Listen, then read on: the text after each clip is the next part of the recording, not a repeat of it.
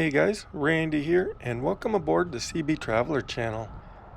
Alright, this is footage from June and July, and we're gonna visit a couple small mining towns, Hayden, Arizona, and then we're gonna go up to Benson and stop by Fairbank, an old ghost town. And then I think lastly we're gonna end up in Wilcox. This is a 3-day trip, and we're gonna have lots of stuff to see. So yeah, let's get this trip started. We're gonna see this great land through ghost town echoes and highways wide, with the world in my rear view and you by my side, rolling with the traveler, free as the breeze. Man, have you been paying attention to the scenery? Because this is a gorgeous morning. The sun came up maybe 15-20 minutes ago, and it is hitting these mountains and hills just perfectly. Look at that. That's like a painting almost. And that high thin cloud up there helps diffuse some of that harsh sunlight. So man, yeah, this is beautiful this time of the day. Even if it's a barren landscape like this, it can be so beautiful. But anyways, there's a couple little stops we're gonna make on the way to Hayden. There's Ray is an open pit mine. Thought we'd stop and take a quick look at that. I just can't get over how pretty this is right here with that sun like that. And also, there's a place called Kearny that has a pretty cool bridge that I wanted to stop and take a look at. I've seen that bridge a couple times on maps, but I've never stopped by to take a look at it. So it's always intrigued me, so I'm right by it, so I thought I might as well just stop by to see what it's all about. I've heard that it's a really beautiful little place to visit. Look at that scenery. Man. We keep rolling through the world so wide. The Seabee Traveler spirit is our lifelong guide.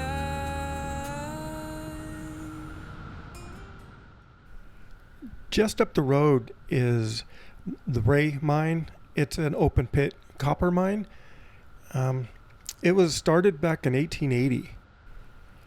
It didn't start out as an open pit mine. It just eventually turned into one so that they could get more of the ore out that way. So this is a little pull off that you can check this place out. Mixed with all this beautiful scenery, birds flying everywhere, cactus are starting to bloom. And then it's a little hazy today. There's lots of dust in the air. But you can see way off in the distance, road going up into the mountains, more mining back there.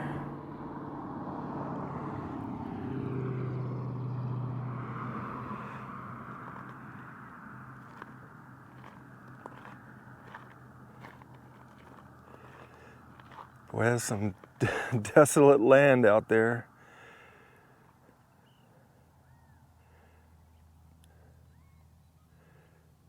Wow. I've never actually stopped and looked at this. I like how they just leveled the top of that hill right there. Or maybe that's added to from everything they've removed from the other side. They're just piling it up over here. Maybe that's what they're doing. That makes more sense. Just think over the years how much dirt has been moved. And it's right next to this beautiful scene right here.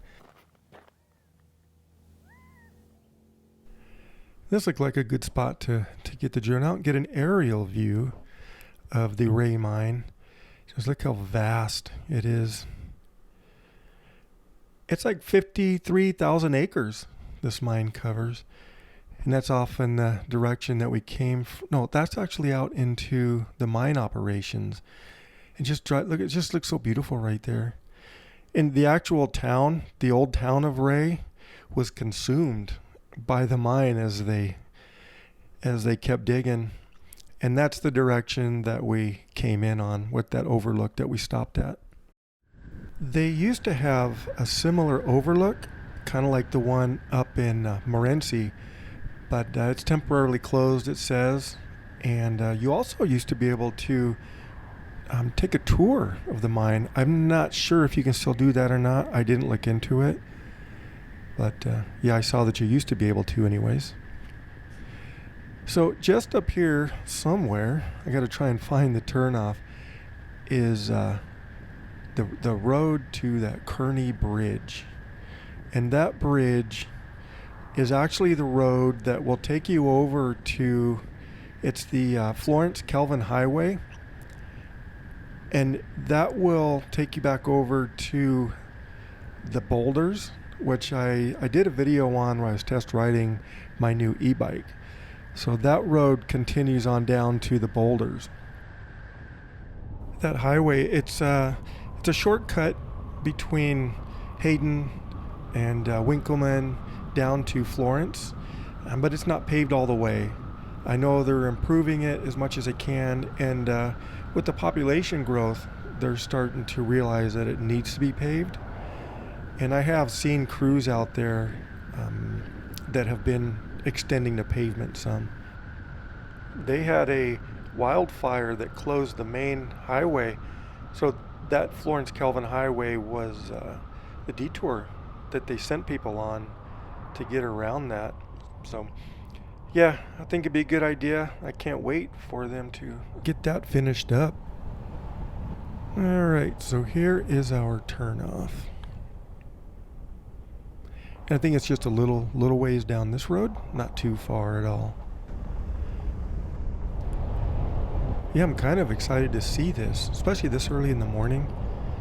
It was built in 1916, and it's not serviceable anymore, so they had to build a newer bridge right next to it, and it crosses the Gila River, which in this part of town, you can see it's getting a little bit greener now. In this part of the town, in this part of the country, it'll be lined with some lush green trees. Well, here it is. This is the new bridge we're crossing, and you can see how all these trees growing around right by the riverbanks. And if you continue down this road that we're on, this is the Florence Kelvin Highway, about 30 miles down to the Florence area. We're going to take a left here to get down to the old bridge. Yeah, this is going to be kind of neat. I've been wanting to see, I like old bridges. I like checking into it. That road on the right must have been the original road that took you down to the bridge. Oh, cool. Wow. Yeah, look how green it is down here. Which means there's probably some bugs too, flying insects and stuff. But anyways, let me get parked and we will take a little stroll across the bridge.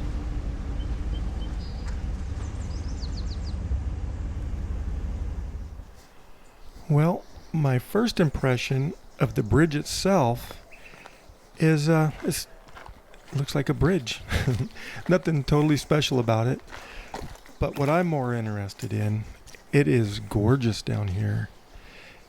Man, lots of lush greenery, the river's running down below it, and you can probably hear all the birds, the wildlife that's under here. And what's nice, what I've noticed is, especially this time of the day, there's this new bridge. It's perfect shade on this bridge, and there's no sun on you. It's nice and cool, especially in the summer, earlier morning, probably about 7 o'clock in the morning. But look at this. You don't see this really too often in the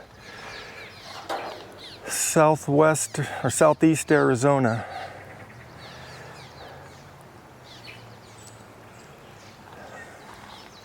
Man, look at all, there are so many little sparrows, probably have their nest up in the bridges. It's a beautiful sound this early in the morning. And here's the other side.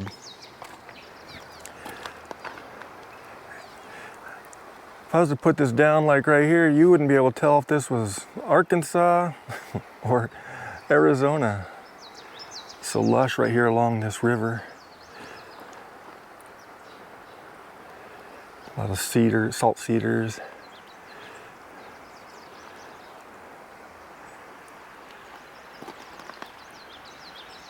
Well, I'm glad I stopped by here.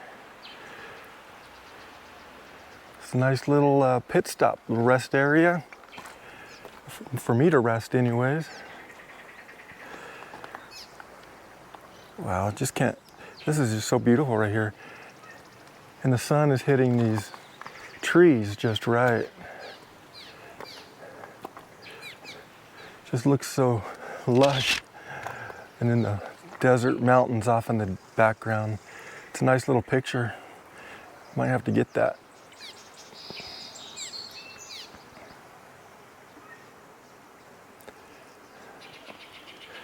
All right, well, I think it's time to head back to the truck. Head on our way towards our final destination for today.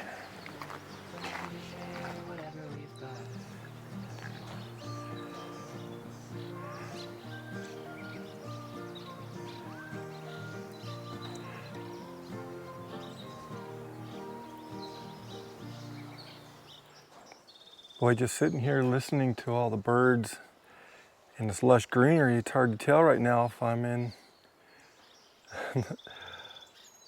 somewhere in a rainforest. Well, if you're ever near Kearny, Arizona, early in the morning, and you need a place to stop and rest, enjoy the atmosphere and scenery here under this bridge, this is definitely a cool place to come. This is neat.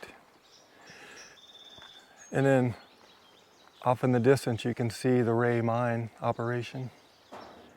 It's not too far from there. All right, I got sidetracked. Let's get back to the truck.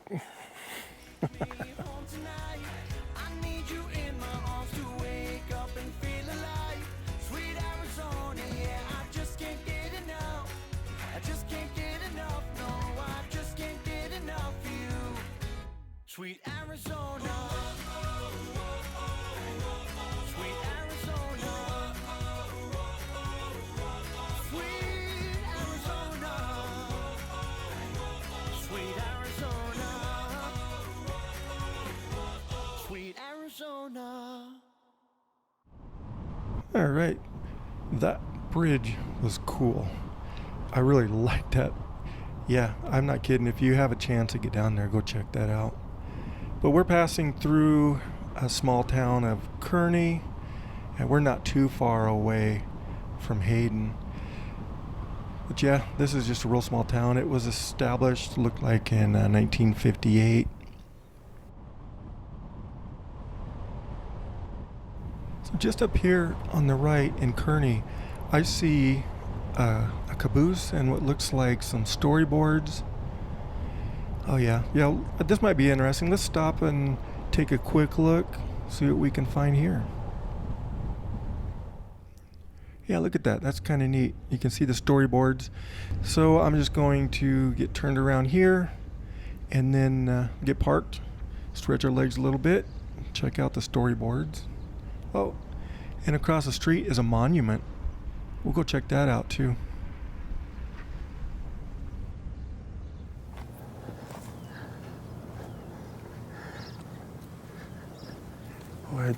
I wish they just don't put these anymore. I guess there's no use for them anymore, but let's take a look at the storyboard. Copper Basin Railway, town of Kearny, building a railroad.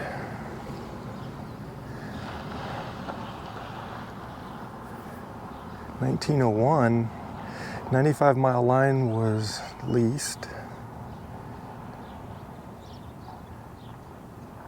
Huh.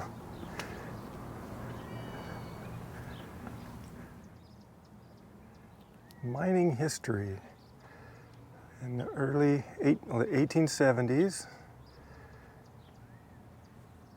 they had to bring everything in by wagon back then. Oh, man.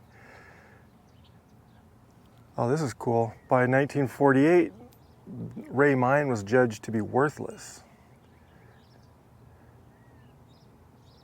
And then down here it's saying 1986, a substantial ore reserve, which allowed them to expand. So they must have found something else in there to keep them going. Historic setting. The earliest inhabitants, the Hohokam people. Earliest Europeans, Spanish, trappers, military, 1846, war with Mexico, gold rush, settling the region, ranching and farming. And then Kearny's establishment resulted from the open pit operation. Wow.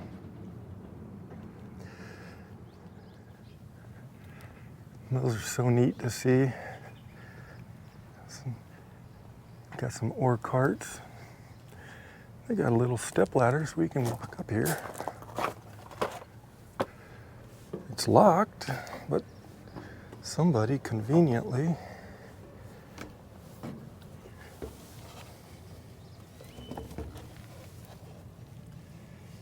You ever wondered what the inside of a caboose looks like? It's pretty dark in there.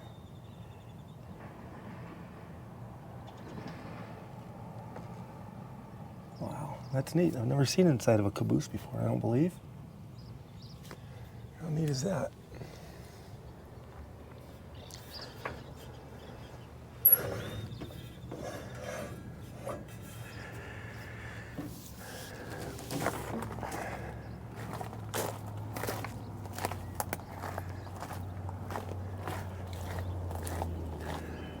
Well, I can't read what that says.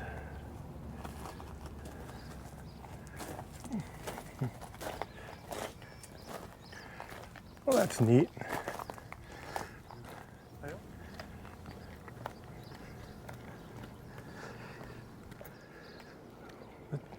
This is Kearny. Not much here, is there?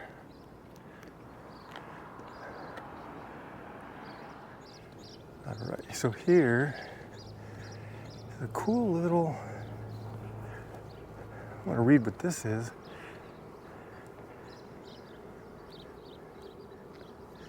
Restored by Robert Anderson in 2010.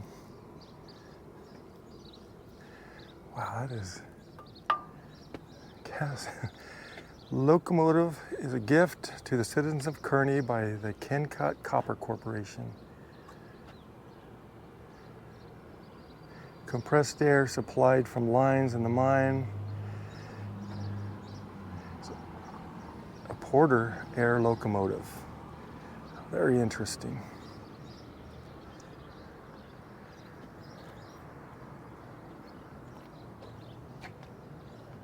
Look at that. How cool is that? It's flat on top.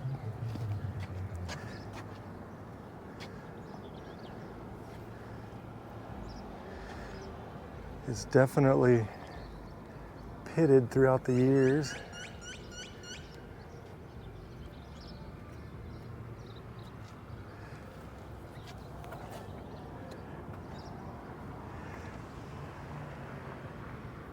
$1925. So that's what that medallion says. All right, let's go take a look at this monument. Kearny, Arizona. Brevet Major General, U.S. Army, Stephen Watts Kearny. Ah, so it's named after a major general in the Army. At the outbreak of the Mexican War in 1846, President Polk called Colonel Kearny to organize the so-called Army of the West, and it led to the Santa Fe and thence to secure California. Wow. Amazing. He was 1794 to 1848. So he only lived a couple years after the Mexican War. Wow, that's interesting. See, it's always neat to stop at these little places, find little tidbits of history like this. All right, head back to the truck. And it's onward and upward.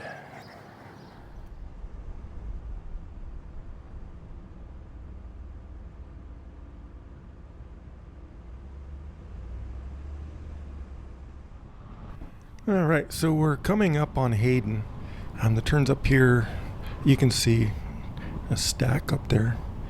That's cool from the smelter.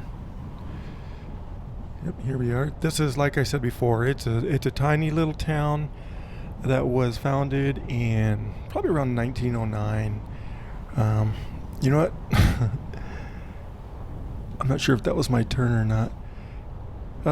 Here's another. They have these conveyors running from the tailings over to the smelter, crossing the road here. Looks like they had an older one there that it's an old one that I guess they took it down so it didn't fall. Here's another one. Yeah, so these conveyors, they've just not using them, so they cut them so they're not crossing the road. Well, I think that was just my turn. I was sidetracked by the conveyor.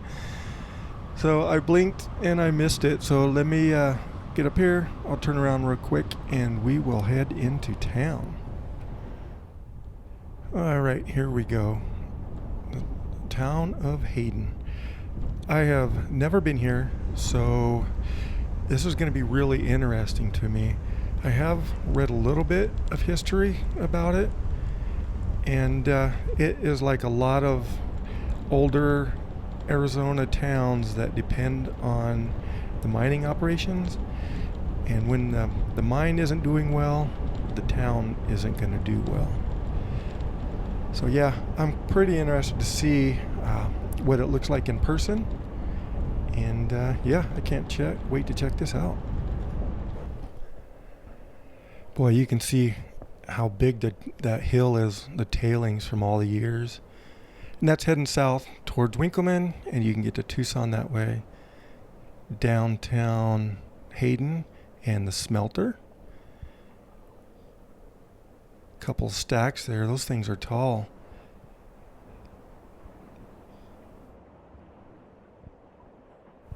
Check out that pond. Is probably for cooling or something. So imagine it's not good for swimming, but it looks pretty.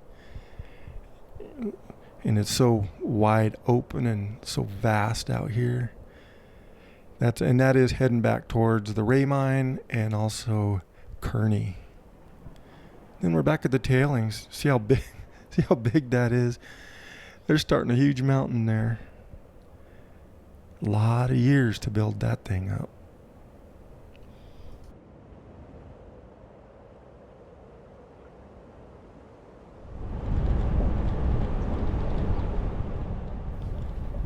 All right, so I thought we would just take a quick drive to kind of get a lay of the land. So senior center here. Well, that looks pretty nice. Do you have those smelter stacks? They're so dominant in the background here. I don't know. So far, it looks really nice right here. Palm trees, oleanders. It's not too bad on this street here.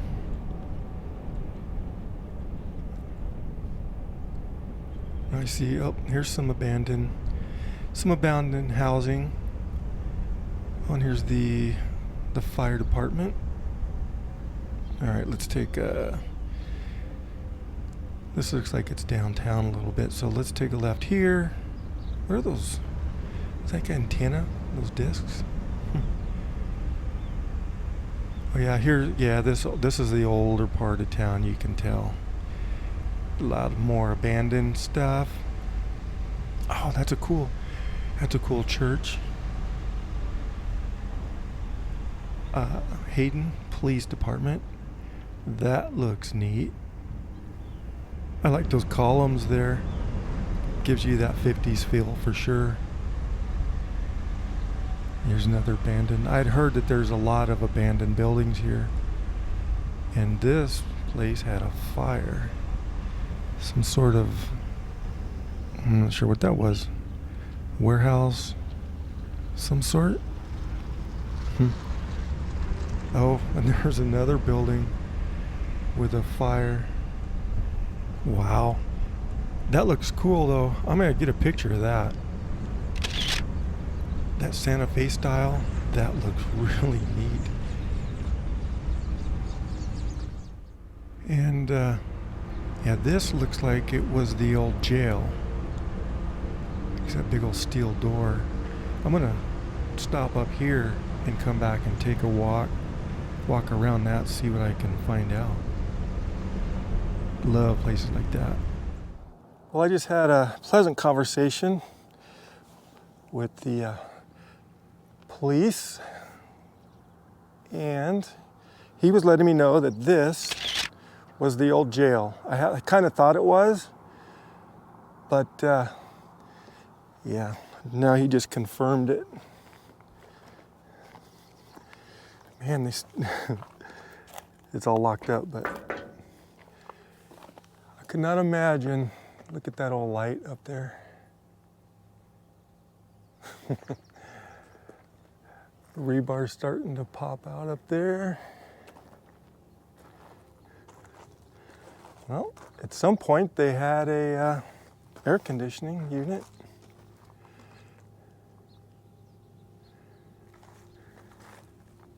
And also there's some little tiny wires running too.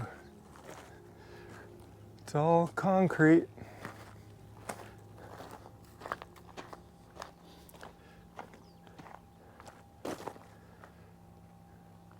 Some of the wiring.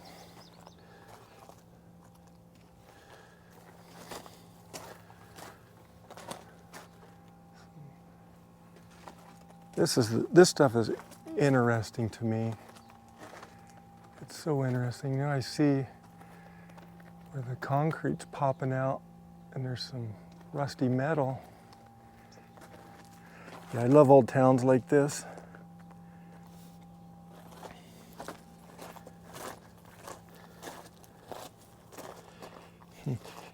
There's a lot of those wedges right there.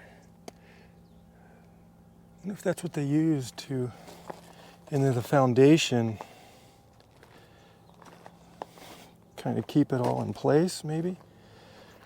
I love this door. I'm gonna have to get a picture of this for sure.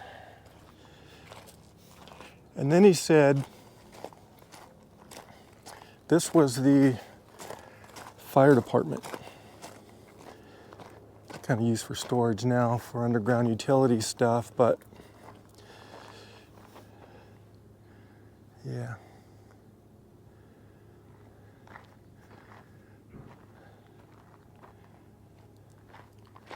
Let's take a look at this. Some sort of old antenna up there. Oh. Still window unit, AC there. Quite a few windows. I imagine town this small didn't have too much problems, probably mostly just people drinking a little bit too much. I like this old building right here too.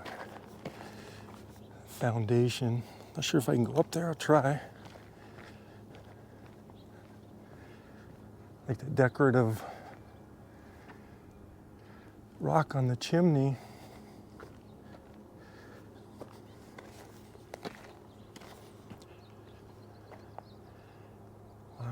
this was.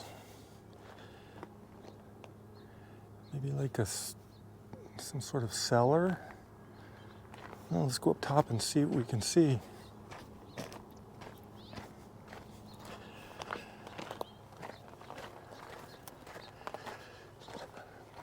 These are people's houses over here. Neat. Little foundation. They left some firewood.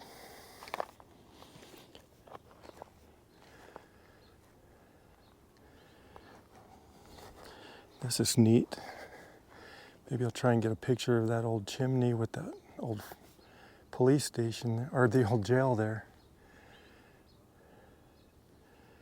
Cool. It's always kind of neat to see the retaining walls, how they were built. And this one looks like it might have a little planter area up top, maybe. It's tiered. That's cool. Looks like it's starting to push out a little bit though. Yeah, it's all starting to come apart.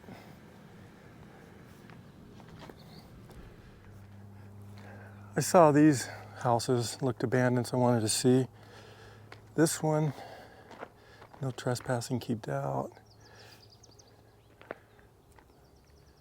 Yeah, and what I saw was this old abandoned car here. Looks like the wall came down on this one. Check that out. That was adobe too. Look at that. Adobe with plaster lath. Huh. Shed back there's probably. Wow. That's neat. Then I found this fixer-upper if you're interested in getting a car. Original miles. Little interior work needed. I was going to look at this shed. Yeah, that looks cool.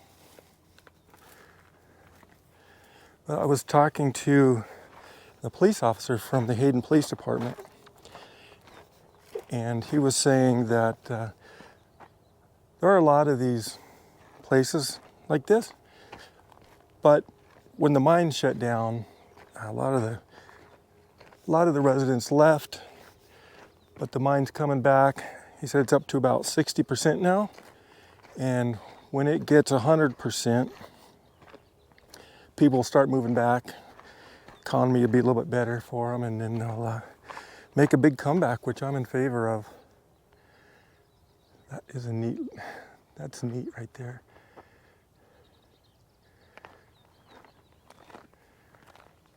That's so cool looking.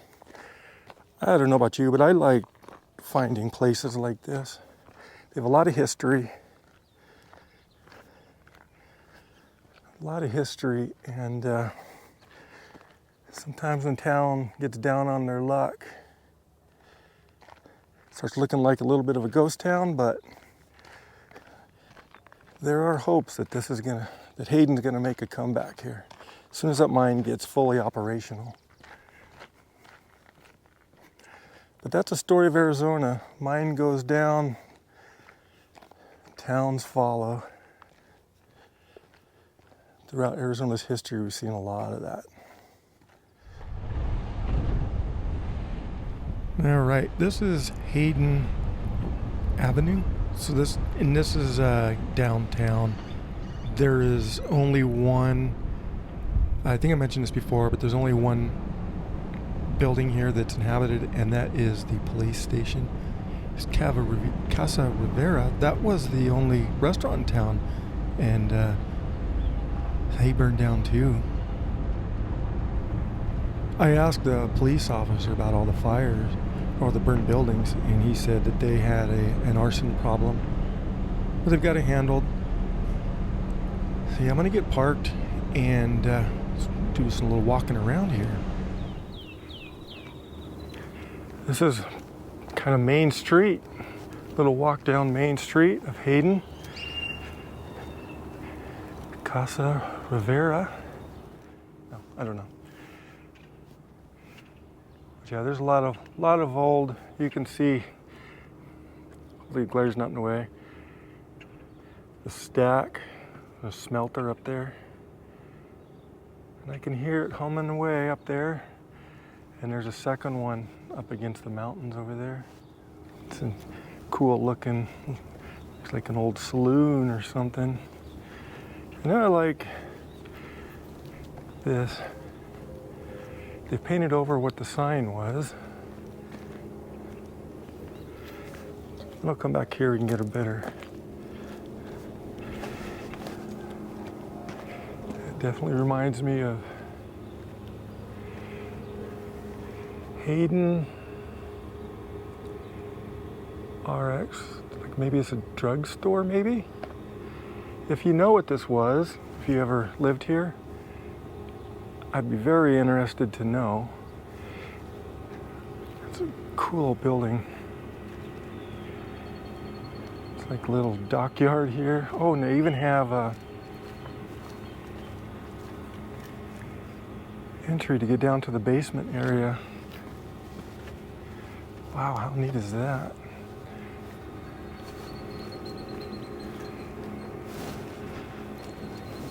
See what's down here in this end.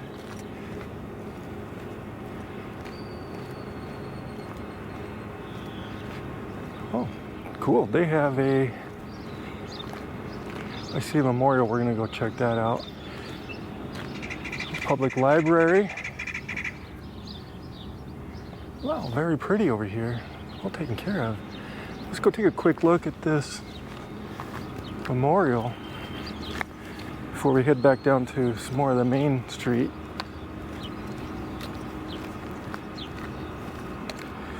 It's kind of hot. I wonder why there's nobody here yet. Wow, that is dedicated to Ray Consolidated by the Ray Consolidated Copper Company.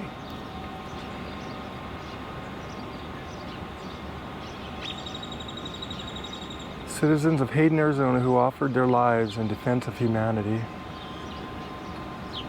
Wow. We have fought for the things which we have always carried nearest our hearts, for democracy, to the right to those who submit authority have a voice in their own governments. 1914 to 1918. So this is World War I.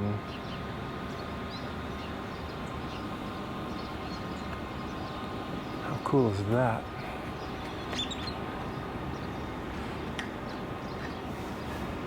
Nice job, Hayden. I like that. All right, I want to go walk down.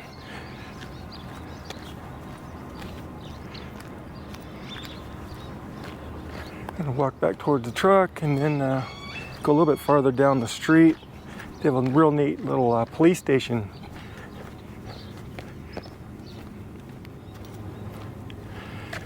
Well, I'll try and go through the middle, but this is the definition of like an old West mining town.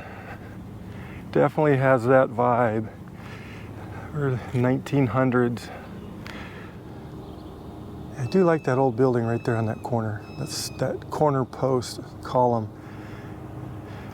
And then we have this old grammar school. Been remodeled at some point, but they still have this old concrete columns. It looks like they may have had something up on top of them, lights or something maybe. Something decorative. A wrought iron fence, rusty, perfect. I love that. Real authentic feel. Uh-oh. Animal control. All right. I don't see a date anywhere.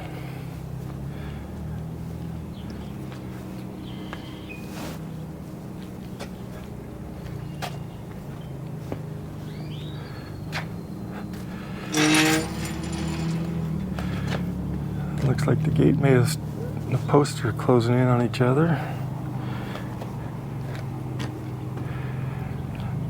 And that's a neat little picture right there.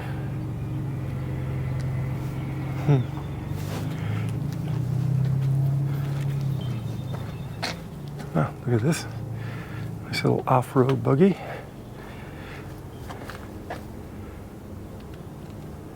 Huh.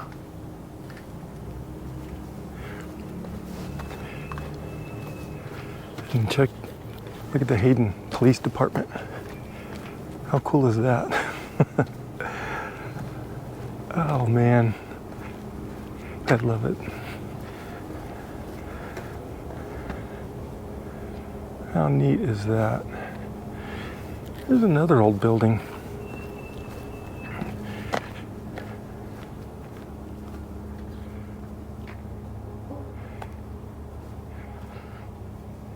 I kind of miss the days, the buildings that had like the inset where the door is. Kind of like that. This definitely has this neat feel.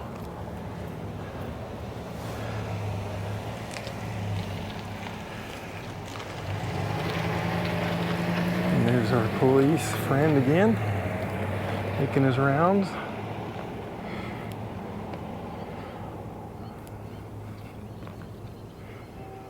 Neat.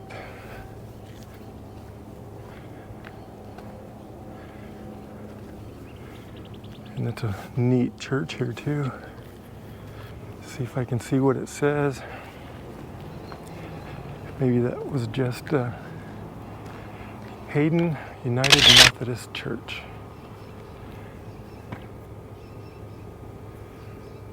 I see the same thing, adobe with plaster on it.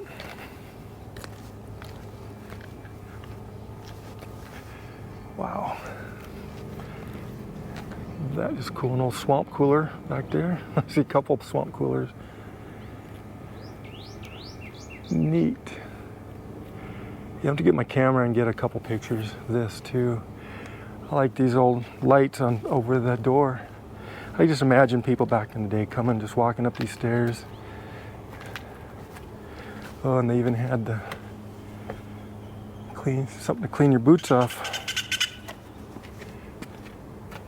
Like those two lights above the door there. All right, well, let's see what else we can find. There's the new fire station. Looking good. Let's see what else we can find. I'm getting hungry. Walk by this police station again.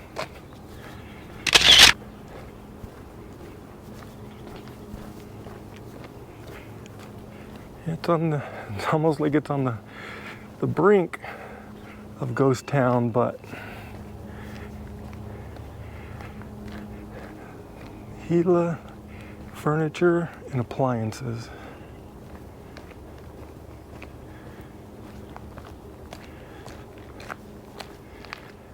Man, and these are all old adobe. Looks like they're adobe with plaster. I don't know, maybe this one's concrete. Yeah, this is concrete up here. I thought I saw adobe bricks, but it was just chipped away concrete. Oh, there's an old sign up there, post. Oh, this was the old post office. Post office, Hayden, Arizona. That's what that sign up on the roof says, that wooden sign. Oh, cool. Yeah, I definitely have to get some pictures here. Definitely. All right. And here's an old burned down place. Some basement. Wow, fire really took this one down. Wow. Looks like it's mostly just brickwork. Was it fire brick? Is that what they call that?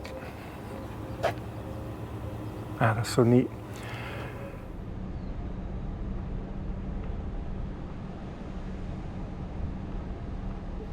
just too bad that it's seen its better days. But personally, I kind of like walking around places like this. Well, there's our police officer friend washing his windows. He was a nice guy. And you have another view of that church as we're heading out of town. Yeah, I heard about a restaurant I want to go try out. Now, I know Hayden has had its problems. It had some problems with the environment, and they actually, the company that owned this was being threatened, so they had to do a lot of cleanup. Sometimes they took down a whole lot and dug out the dirt that was contaminated, and then they did a lot of cleanup to avoid being sued by the Environmental Protection Agency. And with the economic decline, but still, like I said before, they're hoping that this town will come back, and I really do hope that it does. At least maybe they can get some history, some museums to show some of the history on it. I couldn't find any of that. And a lot of the buildings you couldn't walk in because they were condemned and private property, so there were some squatters in places that I noticed. So yeah, a little bit sketchy walking around inside of them. But anyways, yeah, we're just gonna make a left here and head towards Winkleman, which is where that restaurant's gonna be.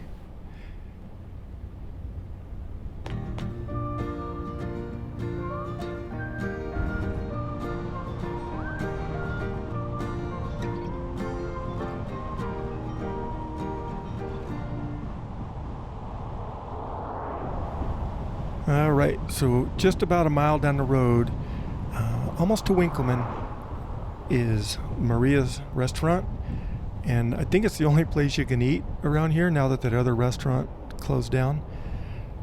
But it is supposedly really good Mexican, and I am starving. I haven't ate a little bit for breakfast. It's past lunchtime, so I wanted to stop in, check it out, and see if it does live up to its reputation.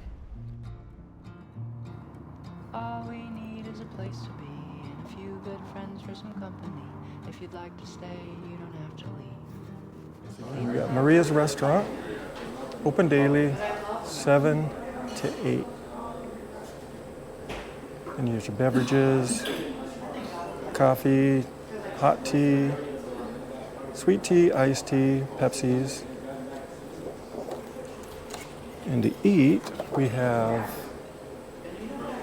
some combos, burgers and sandwiches,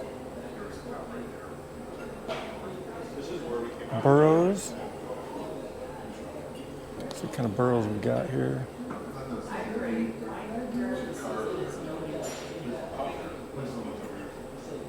Taco and enchiladas.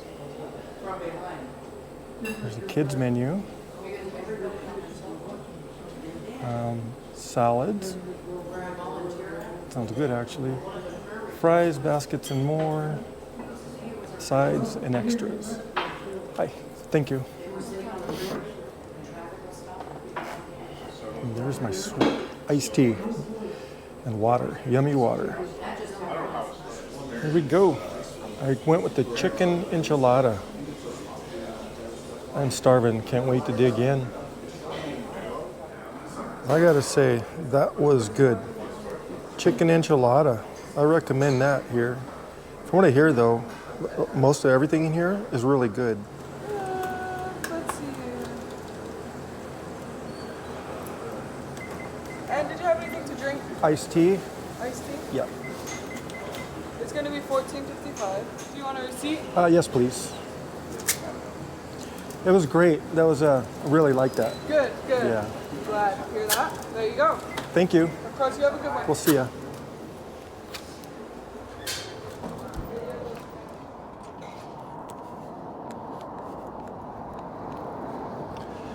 Well, that was Maria's. Yeah, that enchilada was really good. And the person I talked to said they've had just about one of everything in here, and it was all, he said everything is good. So anyways, if you're in, this is between Hayden and Winkleman. So if you're ever in this part of the country, stop in at Maria's. Oh man, I am still full. We're heading up Highway 77, which will take you up over Pinal Pass, and then you can get to Globe that way. Or you can make a right and head down to the San Carlos Reservoir. But yeah, this road follows the Gila River, and there's a couple campgrounds that are on BLM land that I wanted to just check out and see if maybe if they'd be good places to camp. It's a little bit warm now, so I don't imagine there's going to be a lot of people, but sometimes you never know. The one place I had in mind was called Christmas. It's a recreation site, but there's also another one, Riverside or Lakeside, something like that. But I'm going to check out this Christmas site and then maybe take a little drive down to the river and see what it's like on the camping spots.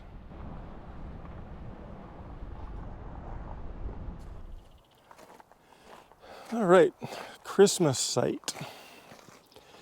It's a recreation area. This is BLM land.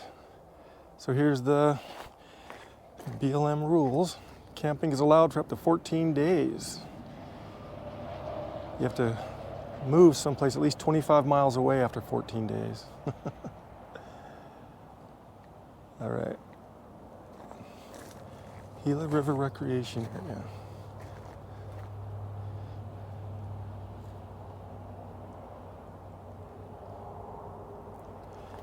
All right, so free camping out here.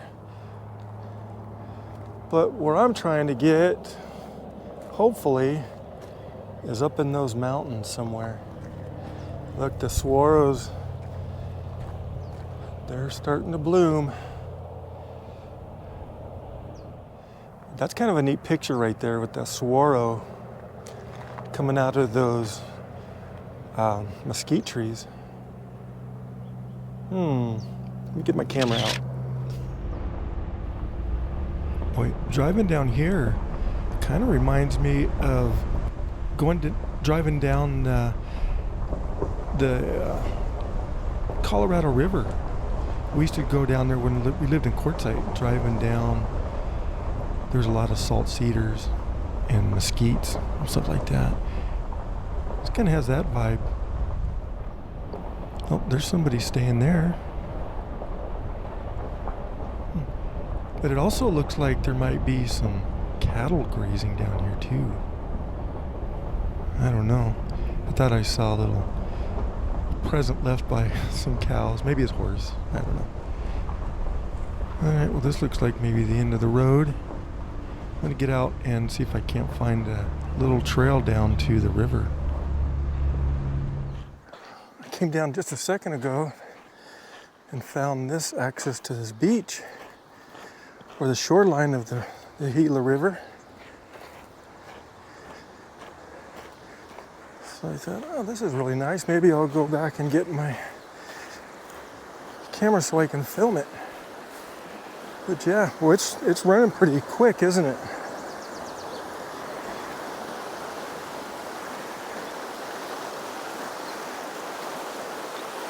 So yeah, that's upriver, of course.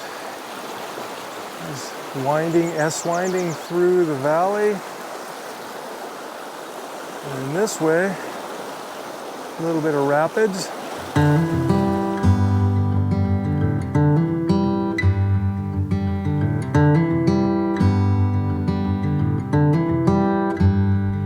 I got a ticket in my hand to you, canceling all my plans for you. Don't know where we're going, what we're gonna do. Got a ticket in. Wow, look at that coming in. And we're going to pass right through that. We got to get to Benson, and we get to drive through that. Wow, that looks really cool. That's a typical monsoon storm, though.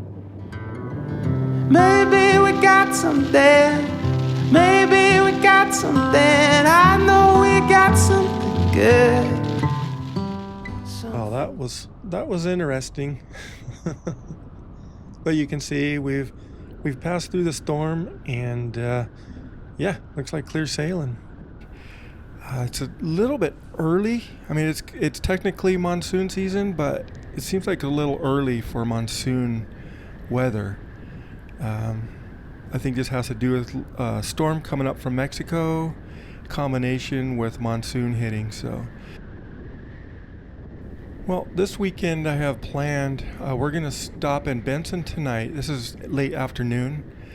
So I'm going to stop in Benson tonight, get some rest, and then tomorrow I wanted to head towards a small town called Fairbank. It's a neat little ghost town area that's being kept up by BLM. I have a spot reserved at the KOA in Benson, but with these storms, it is a tent site, so I have to put up a tent to use. But if it gets rainy and stormy, then I'll end up just sleeping in the camper or the truck. So we'll see how that goes. But let me show you what's behind me that's chasing me down. There you go. That's the storm I came through, and it's heading my direction. So yeah, a little bit nervous about sleeping when the storm passes through tonight. It's supposed to get rainy, so we'll see. That looks very dramatic. That's a cool kind of a picture. But anyways, yeah, we're gonna get to Benson and get my tent set up. You can see the clouds, they're catching up to me. So I need to try and hurry up and get to this campsite so I can get my tent set up before the storm hits.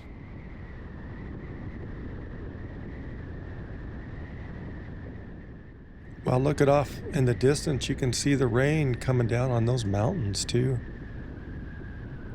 I'm just going to end up sleeping in the camper tonight. That'll keep me from having to put a tent up anyways.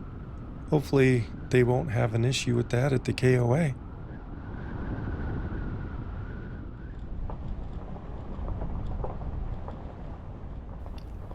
All right, here we are. As I was coming in, I saw a little playground. It's a nice little area. Totally covered by mesquites everywhere. Man.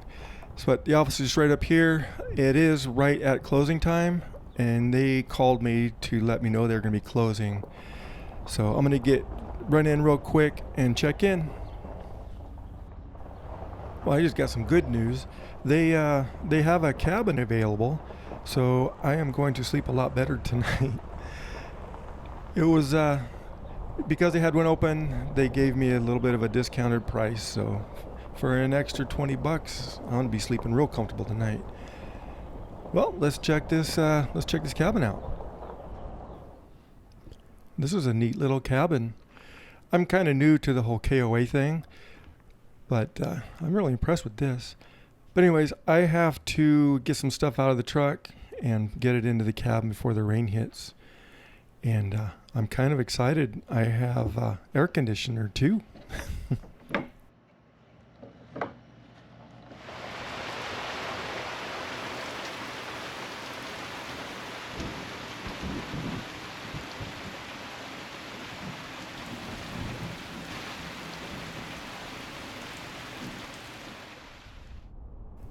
Wow, I slept great last night. That rain hitting the rooftop, slept like a baby. It's still kind of early, so I thought we'd drive around Benson a little bit. I didn't have this planned, but we have time, so might as well stop, check it out, and see if we can find some old stuff here. But I gotta stop and get some gas too. So as I was pumping gas, I looked over and I saw this mural.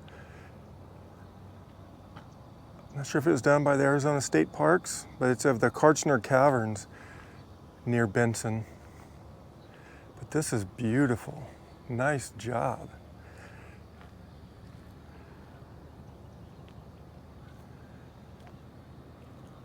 There's lots of little, you see somebody here checking out the caverns. But then over here you have this guy. He's putting on the finishing touches to his self-portrait of him painting the caverns. That's neat. So I really do like this mural. Wow.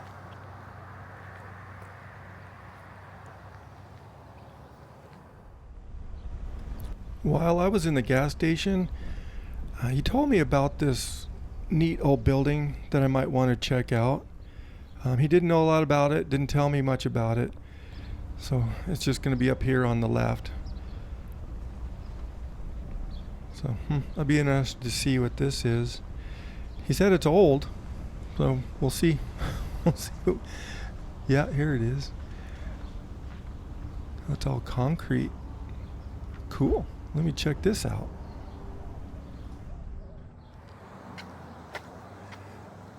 I wonder what this was. This is private property, so I can't go all the way around it. But you can see a hitching post. There's a hitching post right there. And the door's locked. Oh, this was a jail. E.T. Barnum Iron Works, Detroit, Michigan, jail cells. So this was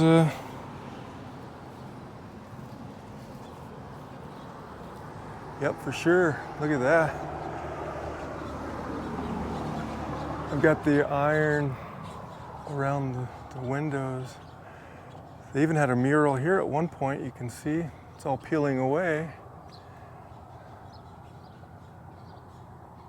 I'll try and put you up in there. I don't know if you can see anything in there at all or not.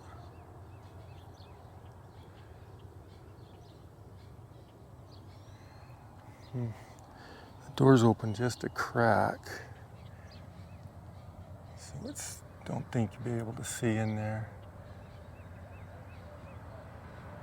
No, probably not. Oh well.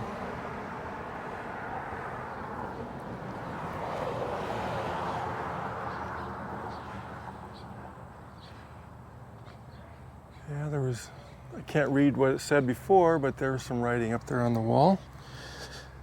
That's neat. Oh yeah, you can see the windows, the barred windows over here too.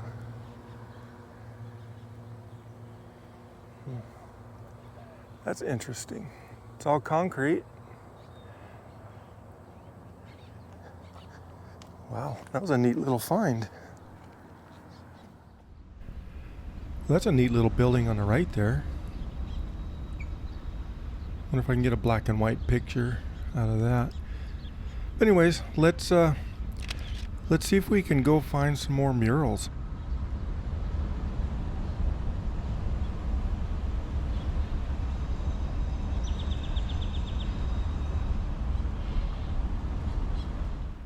Just driving, I saw this mural. So I could see the theme of Benson.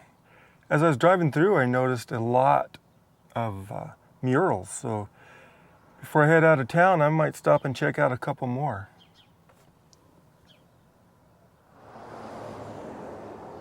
Wow, these are some beautiful paintings on these walls. Man, this is a neat feature of Benson I didn't even realize. Some ranchers bringing in the cattle. Wow, that is beautiful.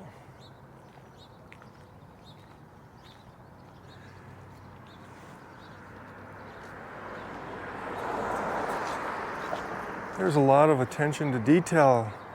You've got the herding dogs there.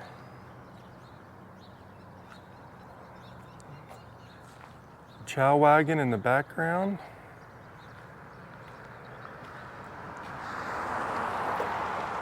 He's checking us out. What you filming there, boy? This is neat. And then you even have a little mural inside of a mural. Wow, that is amazing. This is on the side of a gallery, but then across the street,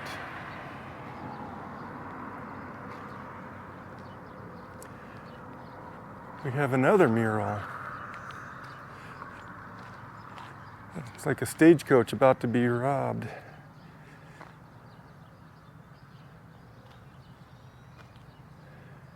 Guy riding shotgun up there looking back, wondering what's going on. Wow.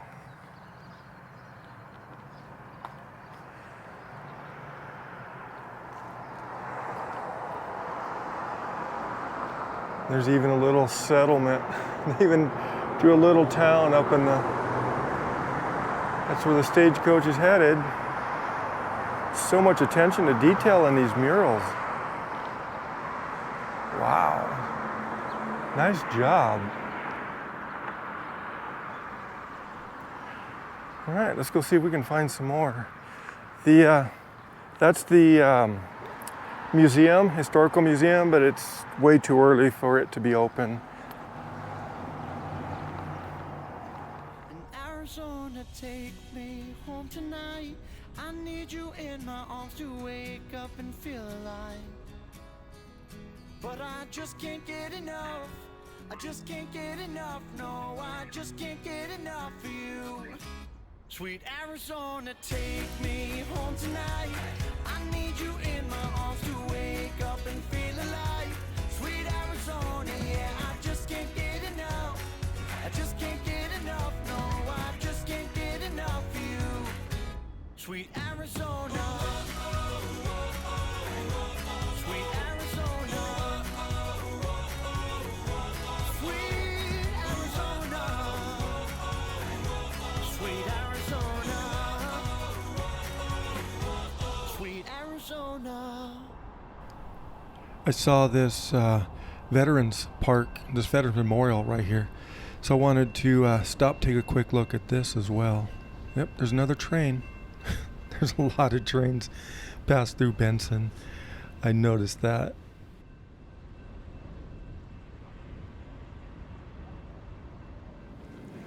Every town I go to, I try and find the Veterans Memorial. And I have found it in Benson. These are nice little planters. There's one on the other side over here. And here's the memorial, Veterans Memorial.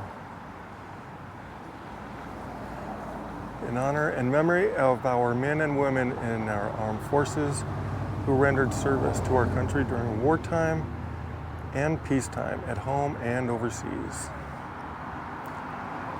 Wow, and this is beautiful, and even this is solid granite. Wow. That is beautiful.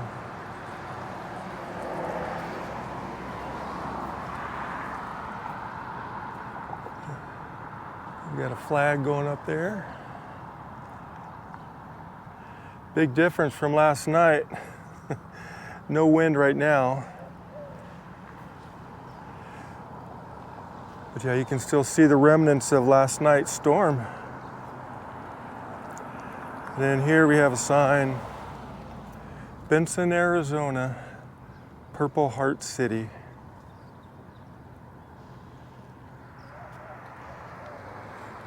Very nice.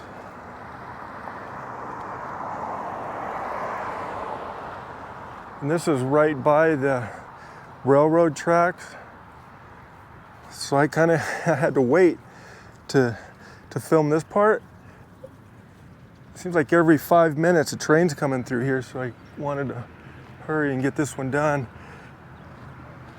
But this is, you can see here, train stops here, board at this location. This is an Amtrak stop. And this is the Amtrak. This is where you board right here. Benson, Arizona, Amtrak. I would like to take a ride across the country on a train. I think that'd be neat. I've ridden a train once. That was from San Diego up to Fresno. Even had to get off the bus to get over the mountains. Then jump back on another train. Another neat thing I saw is Old Benson ice cream stop.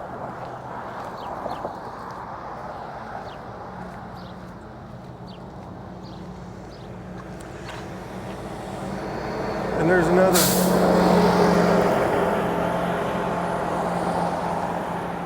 Oh, there's another mural on the building over there. I think, and there's another one. It's hard to see it, but there's another one on that building. That sign said Benson, Purple Heart City. I think it should be Purple Heart and Mural City.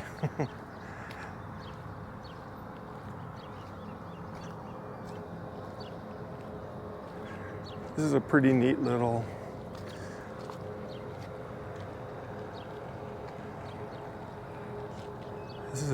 ice cream stop. Established 1953. Yeah, that would fit. I could imagine sitting here in the 50s listening to the radio in your car. What's this guy saying? Standing on the corner, waiting on a Benson, Arizona train to go by. Like every 5 minutes, you don't have to wait long. He's got his army hat on. Nice touch. See, this guy has his Air Force hat. Yeah.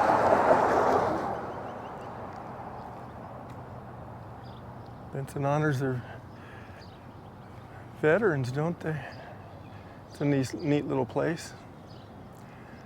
All right. I didn't plan on spending too much time here. It was just going to be kind of a place to stay overnight and then head on to a couple other places. But I woke up early and thought I would take a little stroll through town to see what Benson has. And man, I am not disappointed. This is a nice job, Benson. All right, what do you say we head towards Fairbank? It is gonna be warm and muggy today, I can tell. At least it's not raining. It's supposed to be a chance of rain later on this afternoon. So we'll see how that goes. But yeah, it's not too far away. About 30 minutes or so. But we're gonna head back on I-10 towards Highway 90. And then that'll take us down. It's a little bit different. It's gonna take us past Karchner Caverns, which I don't have time to stop at today. But anyways, I can see the clouds are building up again. Well, that's just part of it. When you have a full-time job like I do, you kind of pick your weekends and then just hope the weather plays nice. The positive side to it is it's not 110 degrees. There's always a positive. Let me get stopped here. It's not raining yet, so let me see if I can get the drone up real quick and give you a view of the area. All right, so you can see we're in the outskirts of Benson, kind of a suburb area. That's up Benson off in the distance. Now you're looking east. It is down here, just vast and wide open. That's 90. That's the direction we're going to be heading towards Fairbank, and some more new houses being built in this area. Just see how green it is here still. I think they get more rain down here than up in the Phoenix area. Up in elevation too, probably about 4,200 feet, something like that. There's a truck stop. That's I-10 that you see, a little RV resort right below us.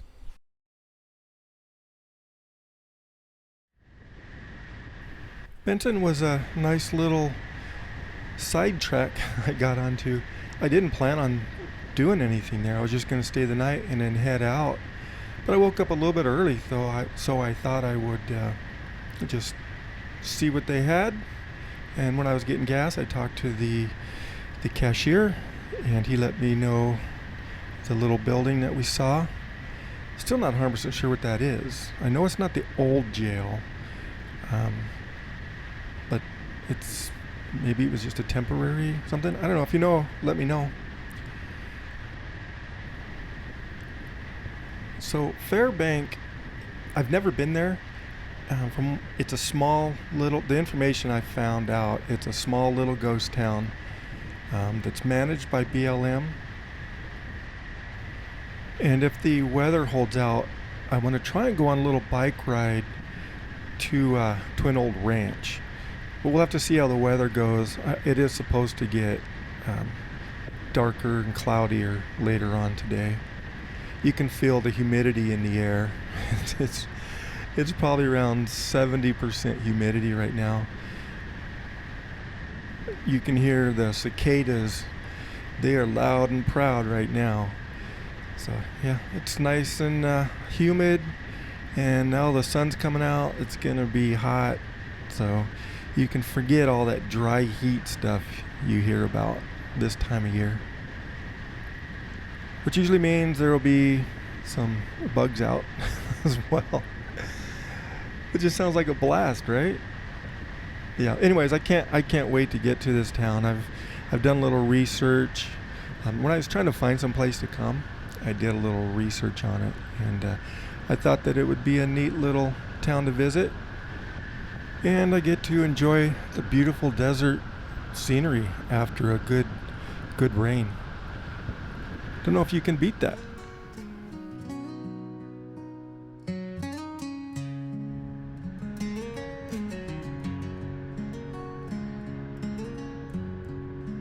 Wheels are rolling on the 2-lane blacktop.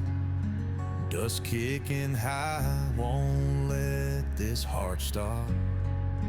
Friends beside me, laughter fills the air. Chasing sunsets, we're going anywhere. Wide open roads and a sky full of stars. Living our dreams while we travel afar. The world keeps calling, we can't stay still. Wandering souls with a restless will. Stopped in a ghost town, not a soul in sight. Rusty old signs in the pale daylight. Echoes of the past in the creak of the door, telling the tales of those here before. Wide open roads and a sky full of stars. Living our dreams as we travel afar. The world keeps calling, we can't stay still. Wandering souls with a restless will.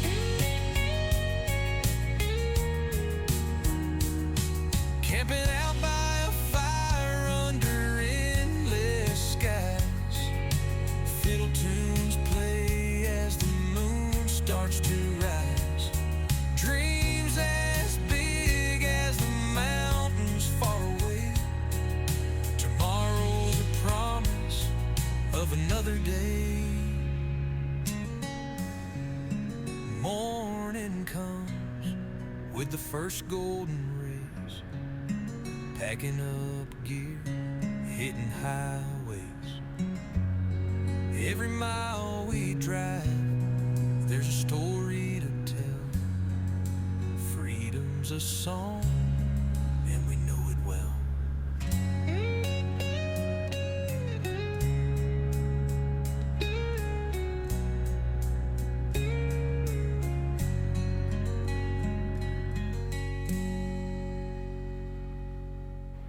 I'm noticing how, you see these, there's some trees that are being backlit that I really, really want to stop and get a picture of. These cottonwoods, this time of the morning, the sun behind them, they're getting some nice color. You can kind of see them there. But I'm going to see if I can't stop and stretch my legs and maybe get a picture. So I had to stop and see if I can get a picture of these. Not sure how easy it'll be to see them on the GoPro, but man, just look at those trees right there. It's a beautiful little valley. Yes, the San Pedro River runs through this little valley area. I like how that one tree ahead of us just sticking out. It's like a thundercloud kind of sticking up out of the trees there. It's beautiful. Yeah, it's just going to be, I think it's just right up here I think we're going to be crossing over, we should be crossing over a bridge here pretty soon. Yeah, is this it? Yeah, this is the bridge over the San Pedro. Yep. So I know we're not too far away because this town is really close to that. Let's see, what does the sign say? Fairbank Historic Town Site. Yeah, I can't wait. I'm excited to see this little town. I really, really enjoy stopping at these little places. And from what I read, it's free. You can come in here. They're only open during daylight hours, but yeah, heck yeah. All right, I see one car in the parking lot. The museum that's inside the town is not open yet, so maybe there'll be more people once that opens up. But we're gonna kill some time before, and let's take a little drive. Let's take a little drive down to see if I can park a little bit closer since there's nobody here. Heck, maybe there's cars down there. I can't see down past this turn, but we'll take a little drive, see if I can park closer. What the heck, right? Look at all the mesquites, and you can really hear those cicadas singing now. Oh, cool. It's my first glimpse of the actual little town. Some old buildings. Oh, this is going to be fun. But there is some parking, and wow, this is going to be neat. But I can't park down here. There's only handicap and drop off and pick up parking, 5-minute parking. So anyways, we'll head back, get parked, and there is no gate. It is open, so I cannot wait to start walking around and exploring this little town.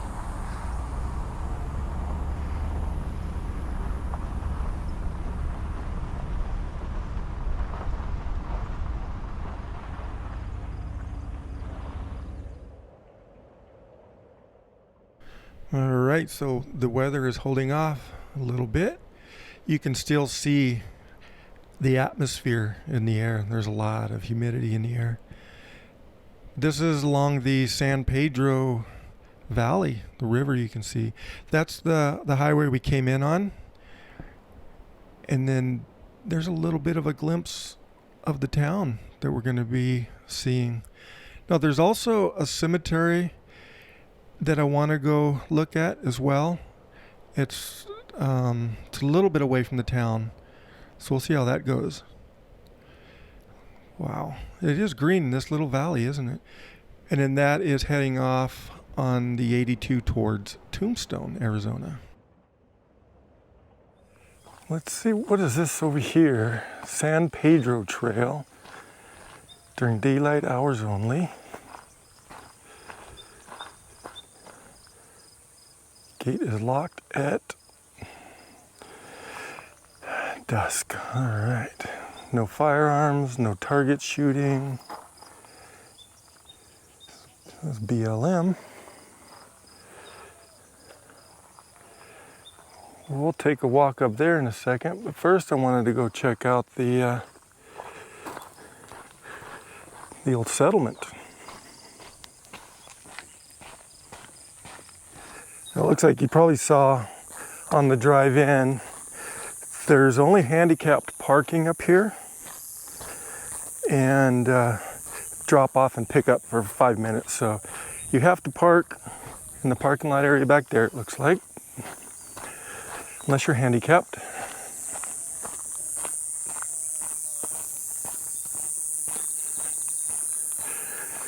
Boy, this is thick of mesquite. And there's only one car here, so should have the place to ourselves. So early in the morning, probably about 7:30. Welcome, dog use, welcome.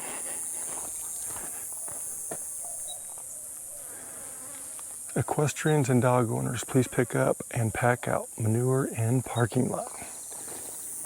So you can bring your horse back here too.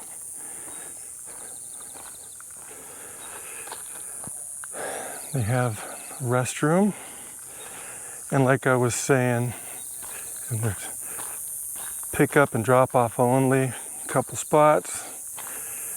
Then looks like 3 handicap parking spots.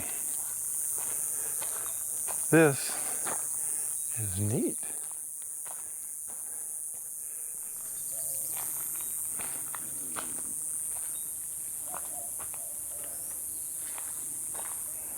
You are on federal lands. Enjoy, don't destroy your American heritage.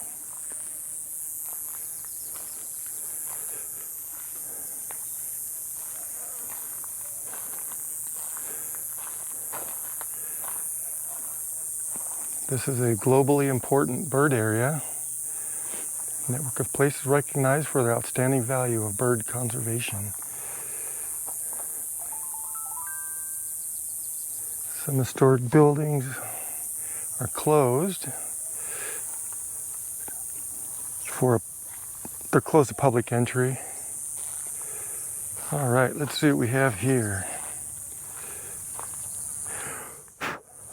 Boy, there are lots of bugs here. It's monsoon season, and just after a nice rain, all these insects are out. So, welcome to Fairbank Historic Town. Fairbank is the most intact historic town site along the San Pedro River. It is managed by the BLM and San Pedro Riparian. Neat.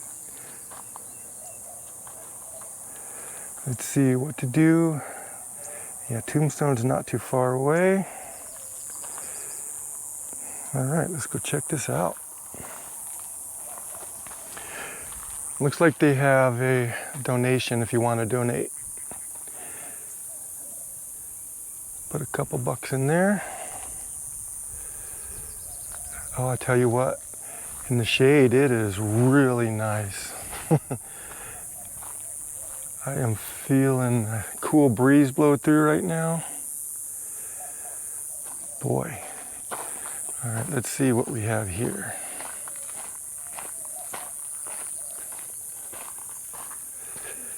Must have been, what was dark in there? A barn of some sort? Not sure. here we go. I like that old sign right there.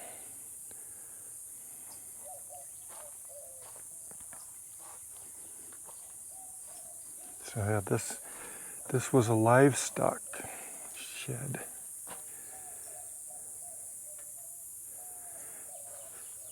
When there's an old shovel there. You can still see some of the piles left behind many, many years ago.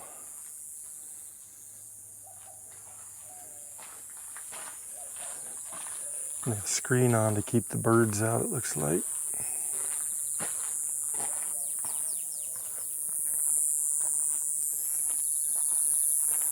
Oh, here we go. Every small town has to have one.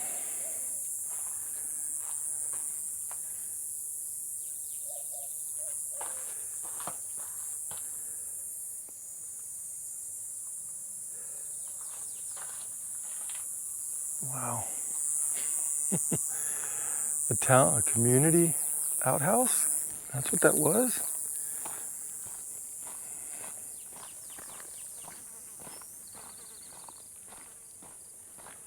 What's this one? See along here, people finding little trinkets on the ledge. They're kind of using this for storage in here now, but see an old safe in there. Wow.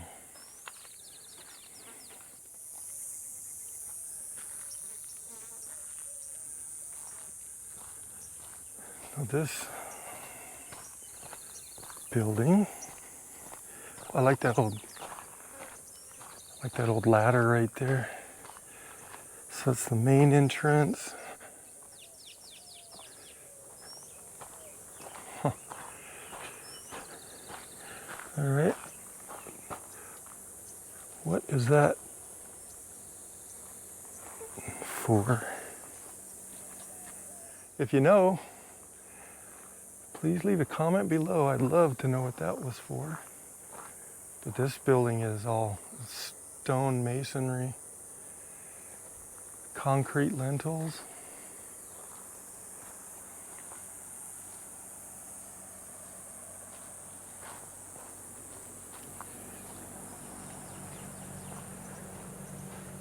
Probably nice in there, hear the air conditioner going. I see some storyboards over there we'll check out in a second. Oh, there's some more signs over here too. So Friday through Sunday, the museum is open 9:30 to 4:30. Oh, here's some more of those. So it's used to, they are using it to hang stuff from. Okay, maybe branding irons. Interesting.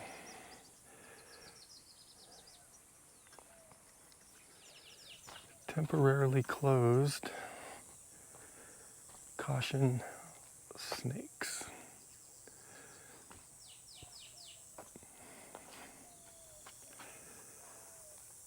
This was probably a residence. I just don't see a lot of signs telling me what it is. Maybe in the museum, when I get into the museum, it'll give me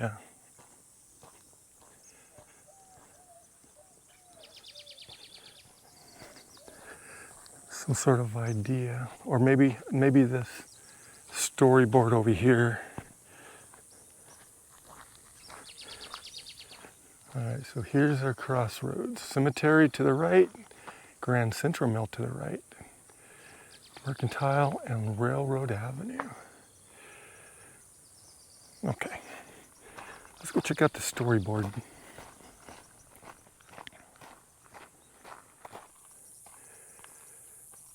The population of the San Pedro Valley was once Native American, was flooded with new cultures in the 19th century. Well, I'm standing, I have to keep my feet moving.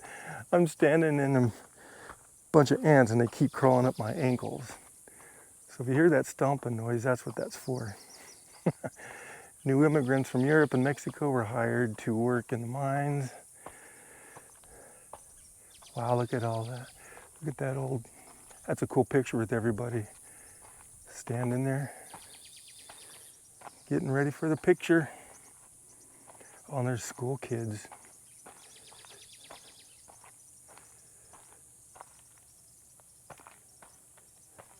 Soldier's family and friends. Oh, there he is, yeah. Looks like he was in, I don't know if that's World War I. Kind of thinking that's World War I. Well, that was an exciting storyboard. And they have lots, they have water. I see water spouts and picnic tables to rest in so that you can take a break in the shade.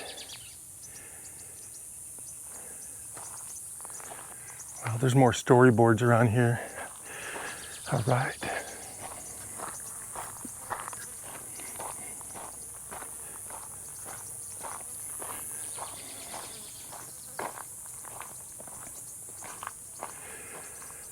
On the right track.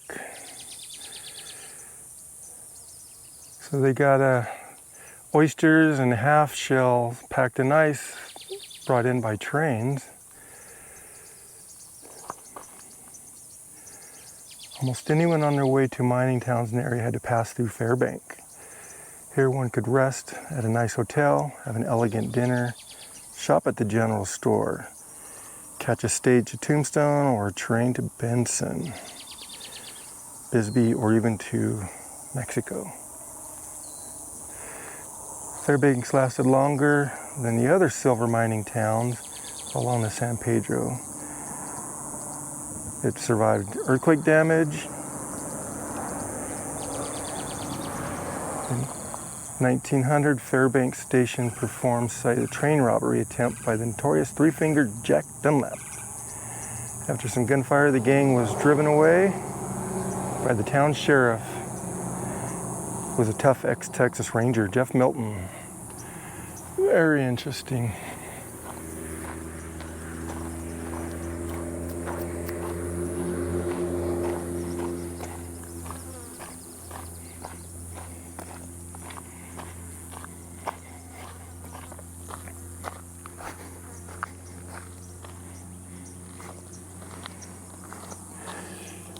I see some prints here.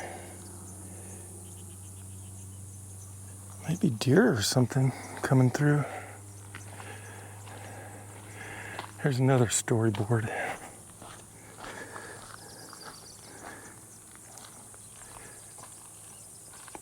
Back when the Old West was young. So this town was founded in the 1880s during a silver mining boom.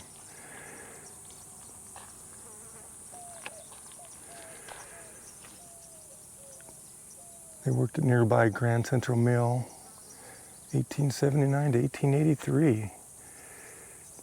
There were 4 stores, 5 saloons, 3 restaurants, and lots sold for $50 to $150. Wow. Look at these, dressed for the occasion.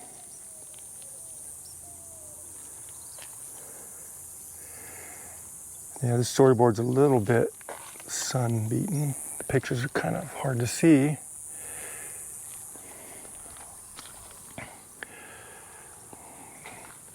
This was a post office. I wonder if this was the mercantile as well.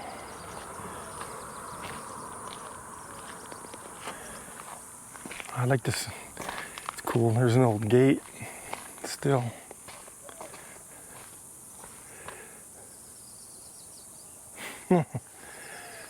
Oh man, sometimes you wish you could just go back in time for a day. Adobe bricks, plaster's peeling off. Wow, that is neat. And you always wonder, this one has lights up here, so it came later. Gas station maybe, huh? Maybe this was for fuel pumps or something, or drop off for your post office? I don't know. Any suggestions? I'd love to hear them.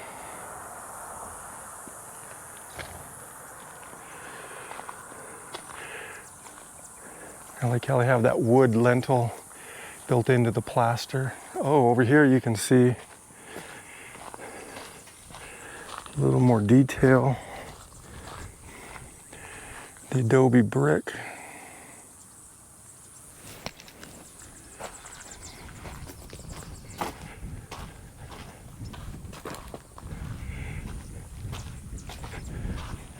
So I think this was either repaired or recreated.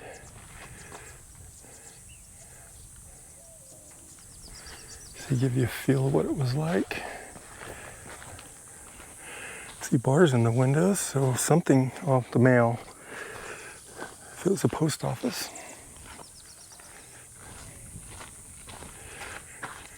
Oh, you can see up there in between the two roofs, it's starting to separate a little bit.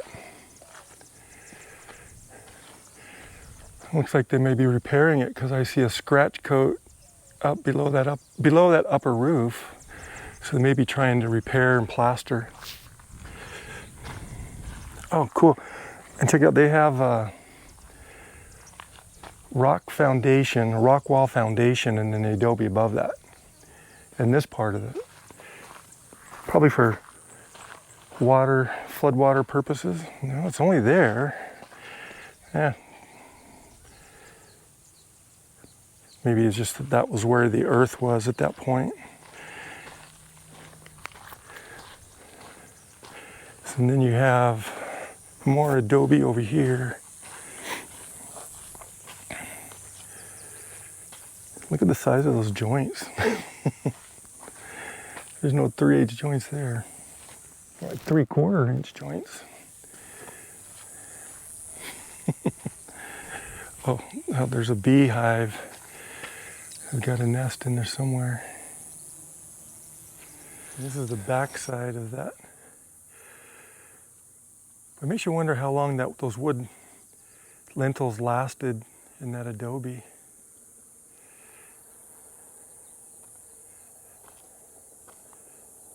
Nice cool little shed here. Maybe for supplies. I see a big door so they could bring stuff in right there probably.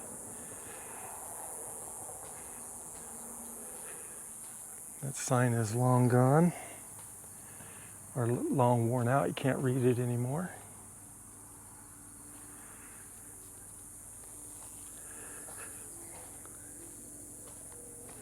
Wow, this is so interesting. And this is back up front again.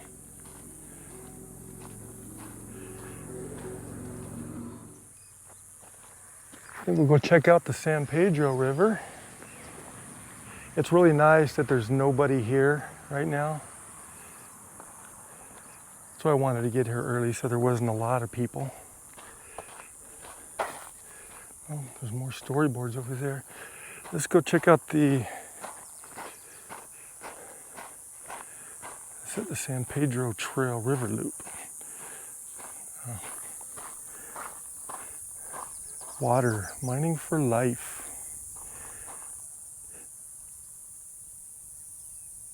So they were processed along, the silver was processed along the San Pedro River. And why did they go all that way? While silver mines were near Tombstone, the mills that processed the silver were along the San Pedro. So I guess they had to bring all that ore, they had to haul those heavy wagon loads of ore all the way down to the river because it took a lot of water to process that. And over here, they said up in the 1970s you could stop in here and get a soda or a snack. It was a transportation hub after the mining operations stopped. So this is, look at that big old water tower there. All right, let's San Pedro Trail, 2 mile. The river, half a mile. All right, we'll do the trail, see how far the river is. I don't know if we're gonna go that way, that far.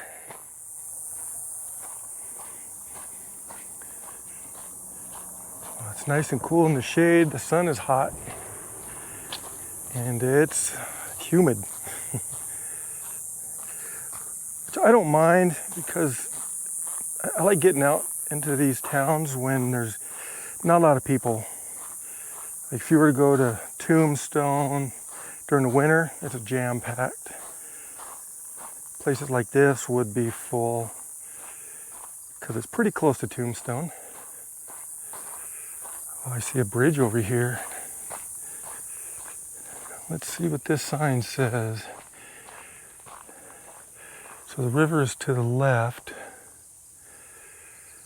I see a bridge of some sort here. I think it's a bridge, yeah. Or it's a ramp.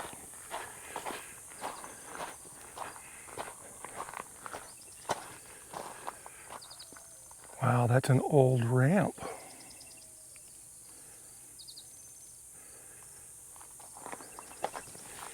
It led up to here, which must have been the old road. How neat is this?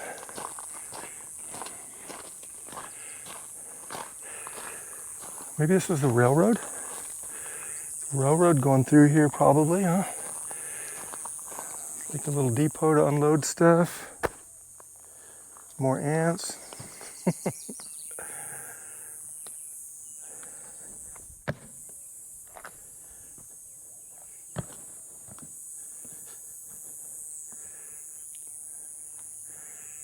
Yeah, there's gonna have to be a picture here somewhere with this ramp. I like the way these timbers look in this sun right now, especially down here. All right, let's go. Yeah, see, you can see way down there. This might have been where the railroad was at one point.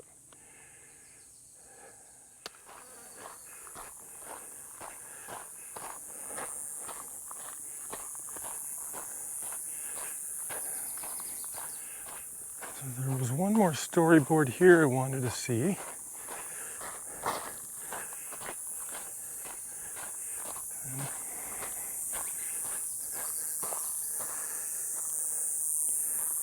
I wonder what these old timbers were for.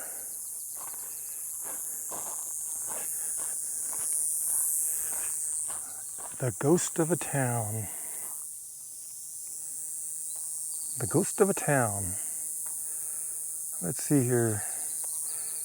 The schoolhouse was built around 1920, and they used it until the 40s. And it was used for 1st through 7th grade, then attended 8th grade in nearby Tombstone. Oh, that's interesting. And then here's a picture of the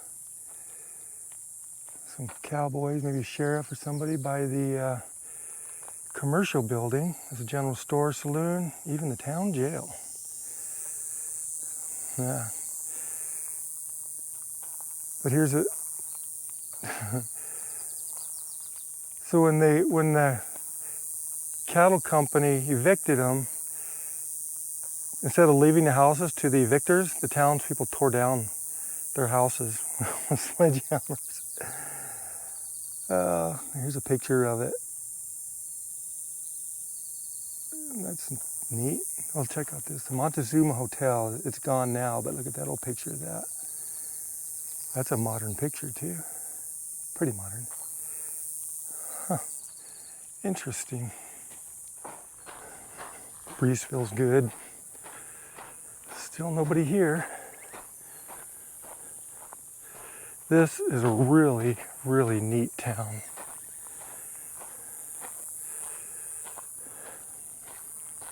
And it survived all these years.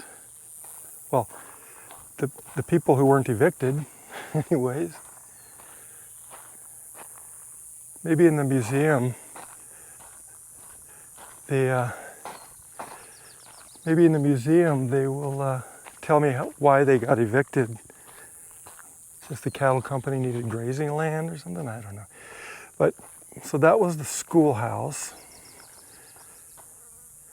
And then that was the house the teacher lived in. Cool. It's not very big, but it is really neat to see. All right, well, I went out to grab something to eat, and I saw a car drive up. So I had a feeling they were going to be open when I got back, and sure enough, San Juan Sequoias y Nogales. Look at those old chaps right there.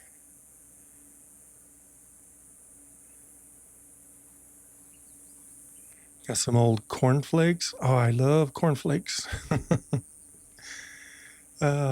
Crystal wedding oats. Lots of stuff in here. An abacus. What is this sign saying?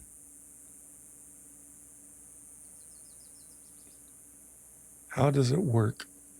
Hold out both hands in front of you, palms down, your thumbs up each side, middle. Forget it. I still don't understand it. I'm glad we're past that.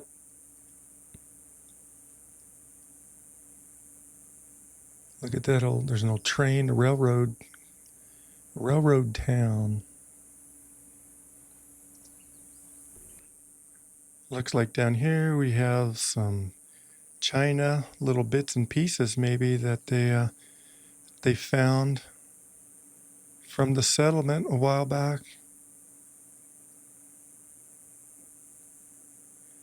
An old lantern. Oh, look at that 1890 railroad ledger. How cool is that? Oh, we're in the school. This is the schoolroom.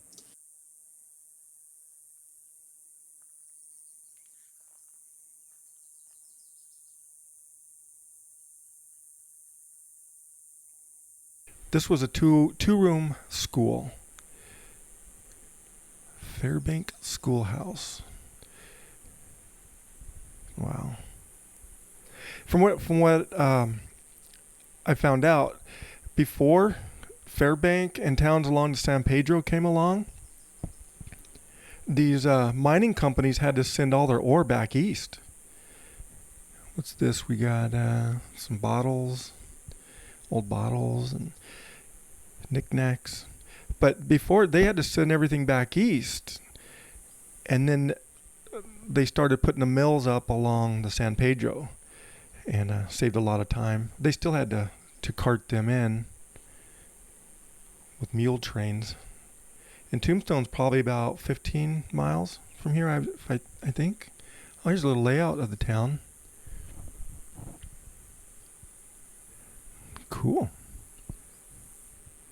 That was back in the day. Now the reflection is bad. So Arizona counties, looks like.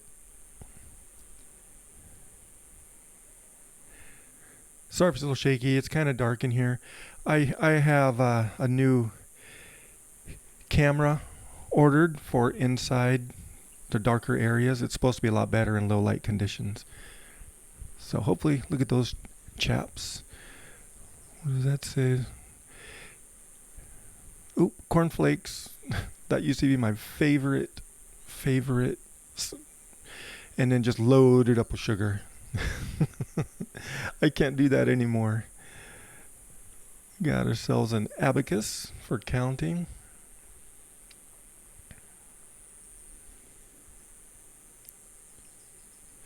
Yeah, old school calculator.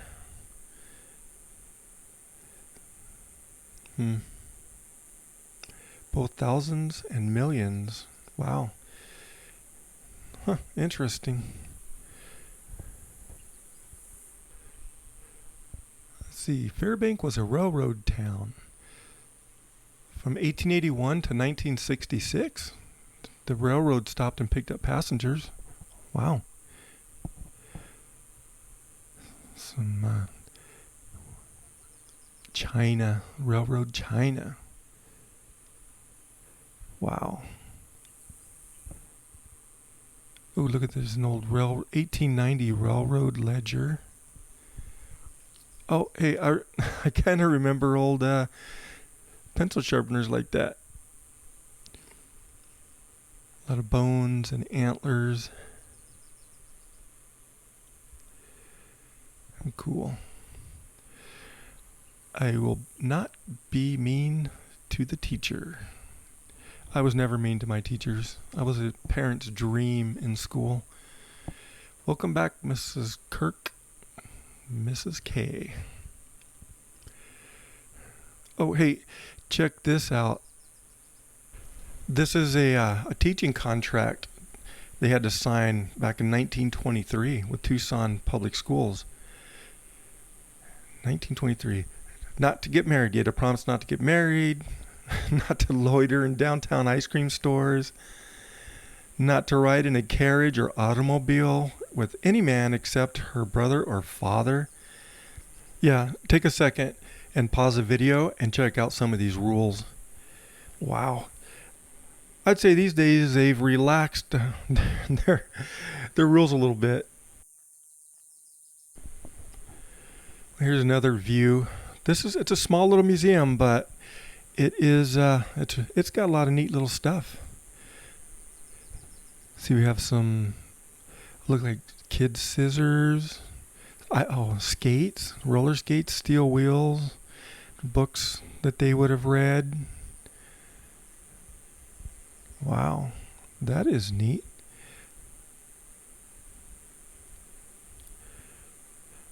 Here's a little room with some more. Looks like books. Well, those are some of the school kids.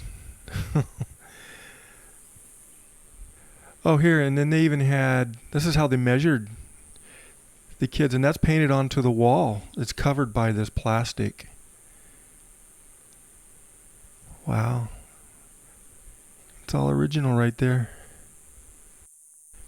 And this is where the stove sat.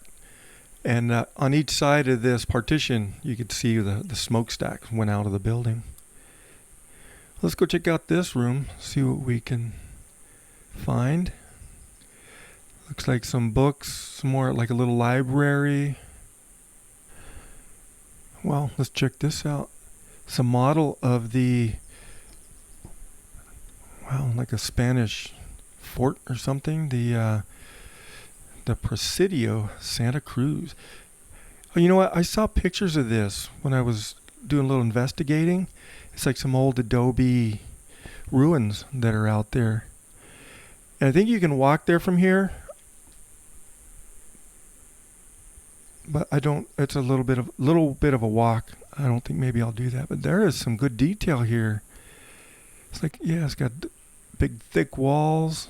Probably where they stayed. Looks like a little church. Wow, that's neat. Some old pottery. Prehistoric pottery.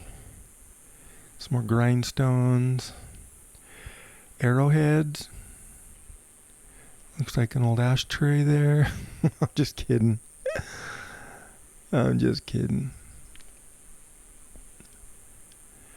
Let's see, more pottery shards here. Very interesting. Yeah, for such a small little museum. And it's free to get in. Just donate. They accept donations. This is a nice little break, air-conditioned break from the heat.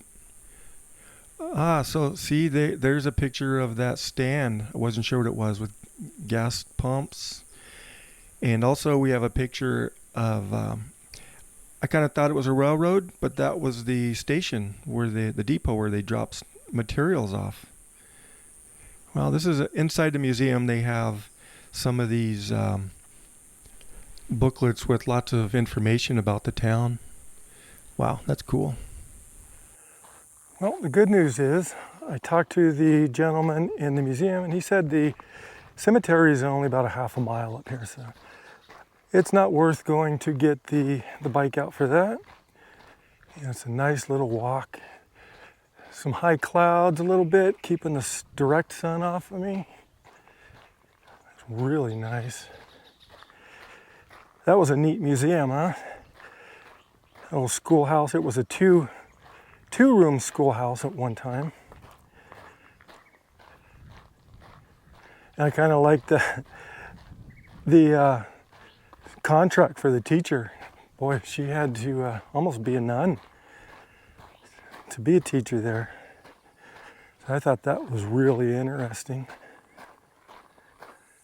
Wow, that is a beautiful scene right there. I gotta get a picture of that. And there's somebody down at the end too. Wow, heck yeah. If you like this kind of content, don't forget to reach down, click that like button, and subscribe. That's a good way for you to get notifications whenever I put a new video out. And it also helps the channel grow. Also, there's a way to directly support me. You can buy me a coffee. I have a link in the description below, and that really does help pay for some of the gas and stuff that I used to get out and do these. I appreciate it. All right, boy, what a nice little walk. Man, flies. All right, so it looks like we go this way. It's not a bad walk at all. It's especially if you're in the winter months, this would be such an amazing little walk. With lots of lizards, probably out getting all the ants that are out, all the bugs.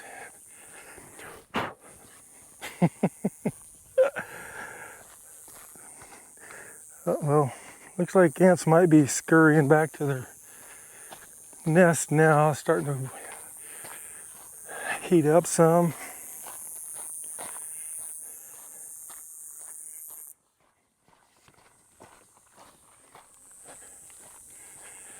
Look how lush and green it is. After that rain last night, there's a picture right there. I gotta get that picture. Yeah, I gotta get that one. Ooh. Well, looks like we're close. Ooh. Went up a little bit of a hill there, not too bad.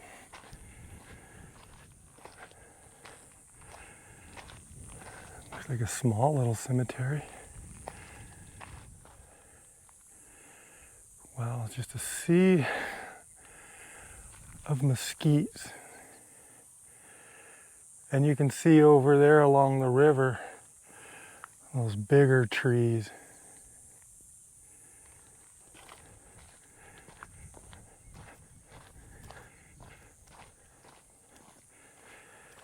This historic site is part of the America's Heritage. We'll go around this way. This is kind of a unique. I have never seen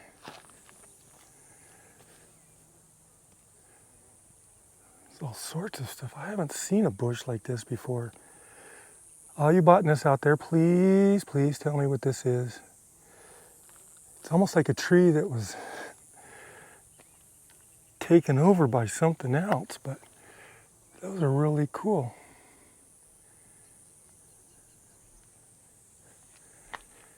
Wow, that seemed to be, okay, got sidetracked here. We'll do a little loop around. There's a caged, oh, there's a couple of them. There's a lot of unmarked.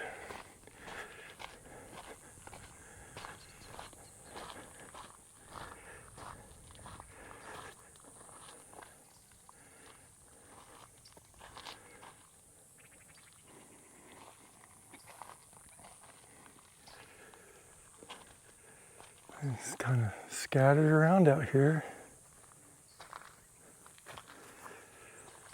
Kind of don't know where to walk. There's one here.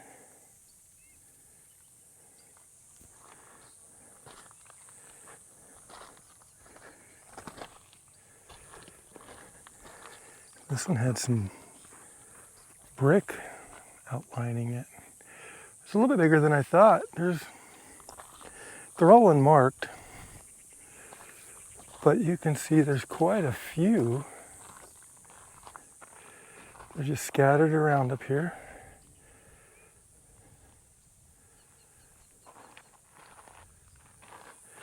Let's see what's down here.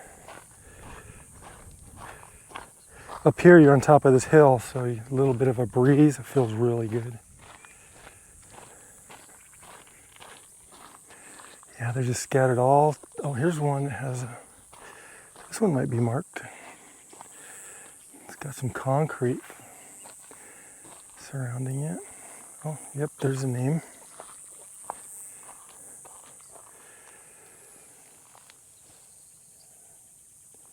$18.99. February 25th, 1899.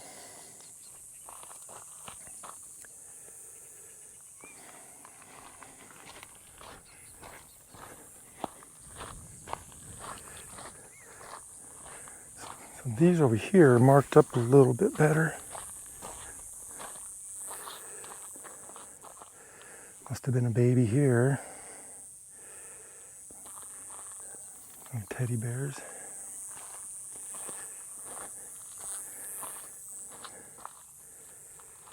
Can't read them. So weathered I can't read them. It broke off.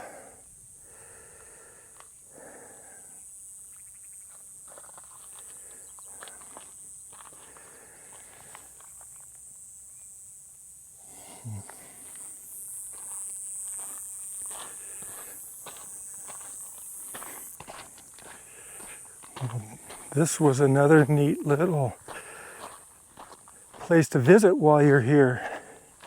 I recommend it if you're in this area and if you're out here visiting Tombstone, this little place is really neat.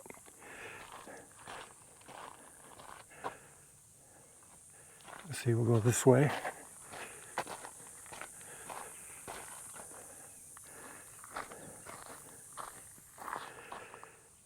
Somebody put some flowers there for him.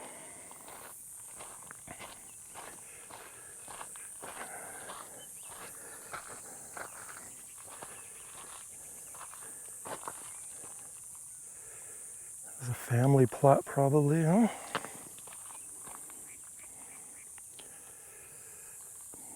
Well, it's not very big, but it is really neat to see. There's some more. Oh, there must have been another young person there. Wow. This was very neat. All right, well, I think that's going to do it for here. I want to go just across the street. The ranch for the cattle company that evicted all the residents, or most of them. That's the ranch I'm going to go to. But it's a little bit of a ride. It's like 4 miles, I think, one way. So then I'm going to get the bike out for that. And you can see it's kind of raining off in the distance. So, but with that bike, I can cruise pretty fast, and it's supposedly almost like a road, like a dirt road out there, so I should be able to cruise pretty fast. Hopefully we'll get another, tonight I'd like it to rain some more, not during the day when I need the sun.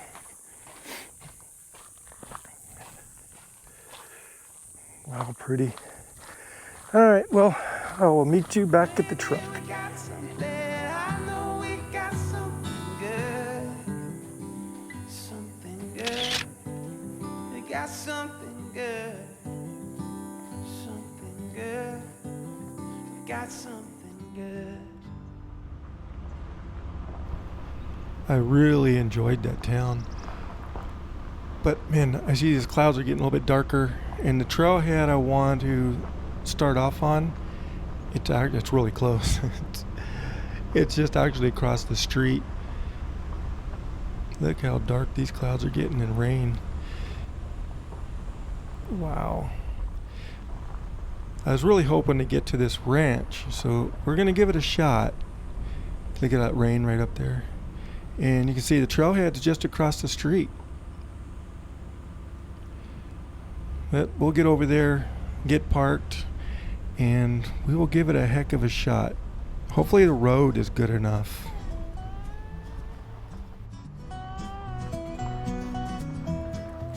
Wide open desert under endless blue. Red rocks climbing sunlit hue. Scent of sage in the desert air. It seems too long when I'm not there. Towering canyons like old friends. Sun kisses land where trails bend. Back in the warmth of a fiery glow. Oh, Arizona is my home. This is where my heart belongs. In Arizona. Alright guys, I think this is going to be the end of the road. Growing up in the desert, you know that, especially when the ground is saturated like this from the night before, that it's real easy to flash flood, especially with all the rain that we saw off in the distance. Even though it's barely sprinkling where I'm at now, it could be raining hard, and that could flash flood this area, and I would be trapped here all night. You can even kind of see the flow of this wash comes from where all that rain was, a couple miles away. Yeah, I'm just gonna turn around and we'll head back. A little disappointing, but it's way better to be safe. Echoes and memories in the wind. Painted deserts like a dream. Footsteps in the red dirt road. Now I'm home, never feeling alone. This is where my heart belongs. In Arizona, singing songs. Feel the spirit in the sand. I'm back in my homeland.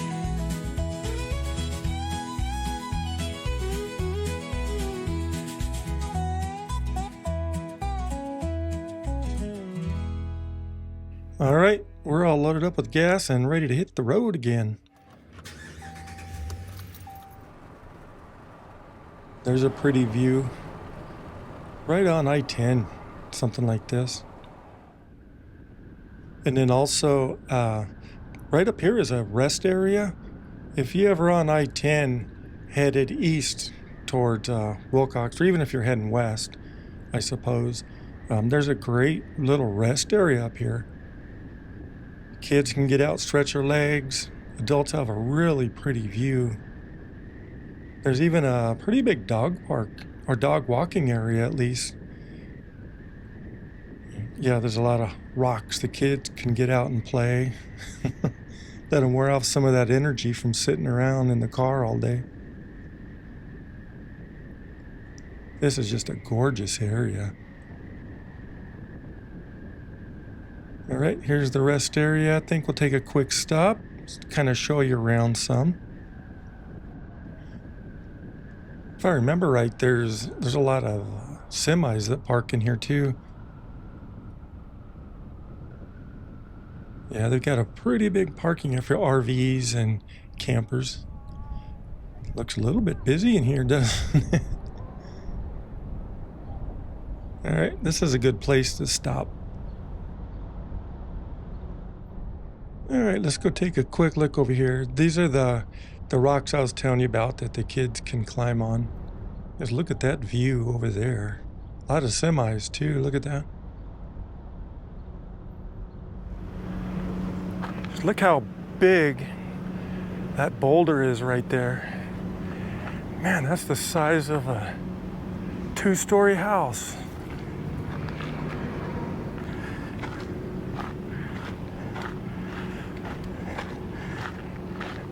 Then you've got those big formations of rocks over there. What a beautiful little rest area.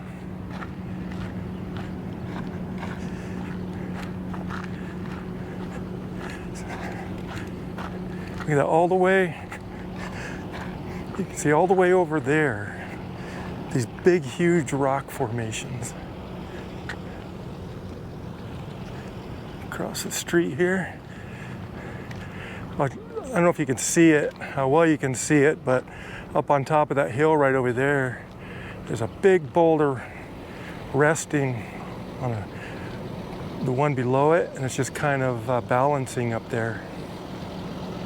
Wow, this is neat.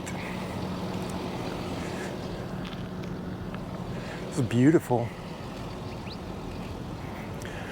All right, well, I think we're gonna head back now, get on to Wilcox, get me someplace to camp. Well, that was kind of a bummer way to start a trip. It scraped my knee up pretty good.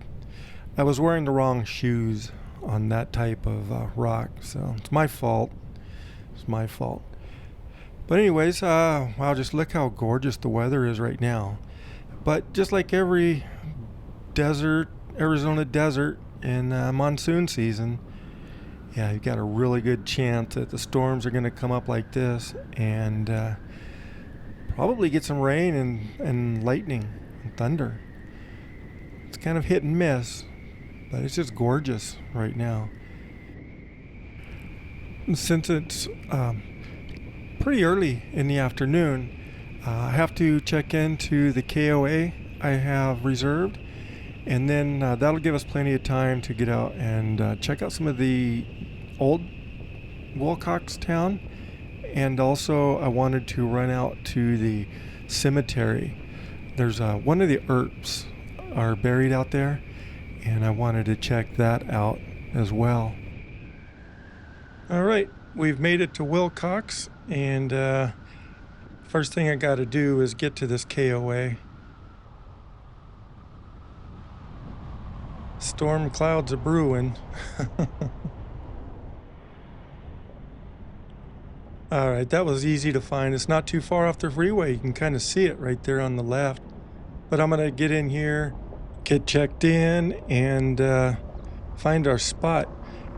And then that way we can get out and see some of Wilcox while we still have some sunlight.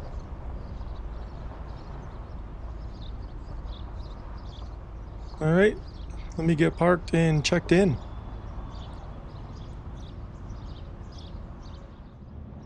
Well, that was easy enough. The escort, he's doing some maintenance, so they just kind of told me how to get there, and I'm sure I can find my way without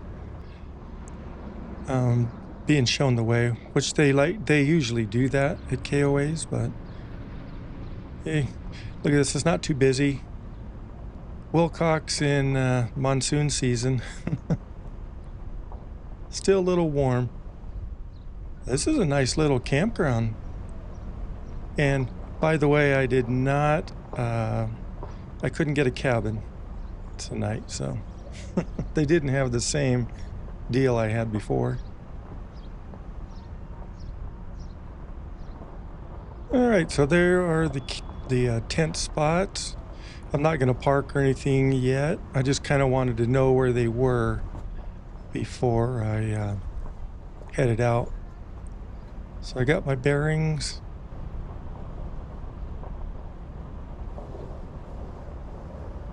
Oh, those are RV spots over there.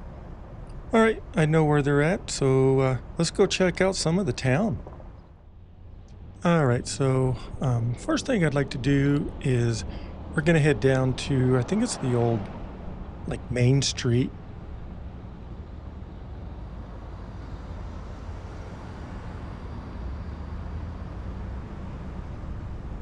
Was that flashing red?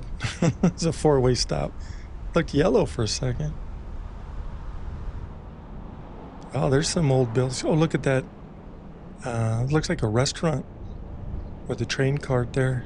Oh, the dining car. Yeah. All right, let's take a left here. I kind of see a park I want to go look at. And also, there's some pretty cool old buildings we can take a look at, too. Ah, look at that old... Looks like an old theater. Oh, they even might have some movies still. Rex Allen Museum. All right, I'm gonna park down at this end and then we'll walk around. Right, so Wilcox Art and Heritage Trail, the freighters.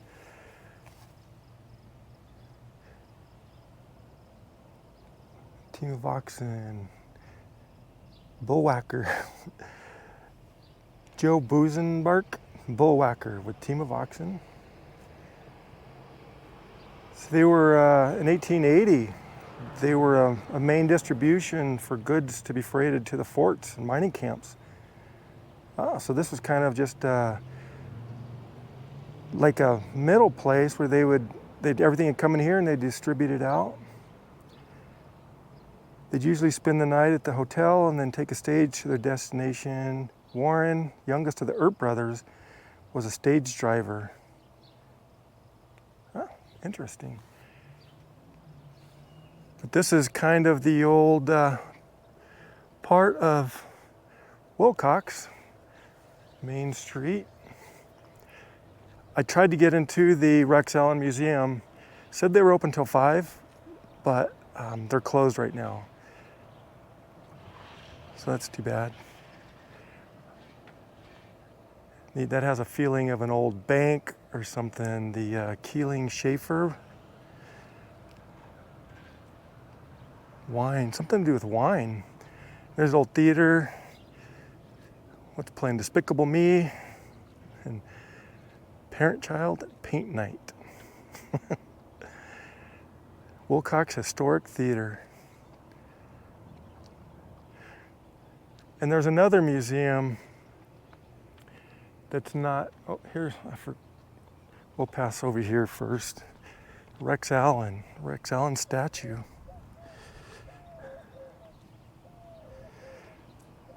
What does this say? I'm proud that I was the last of the Silver Screen Cowboys.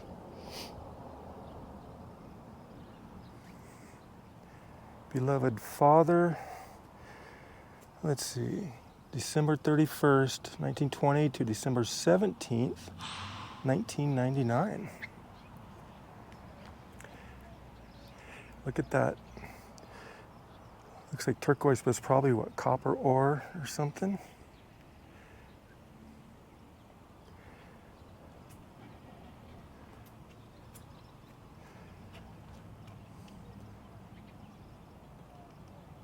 Rex left home and he determined to find his place in the career he loved, music. So he's a radio guy. That is a nice statue.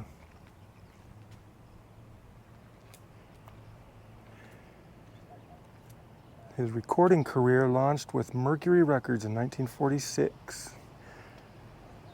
I'm gonna have to listen to some of the songs because maybe I've heard a song of his, but I don't know.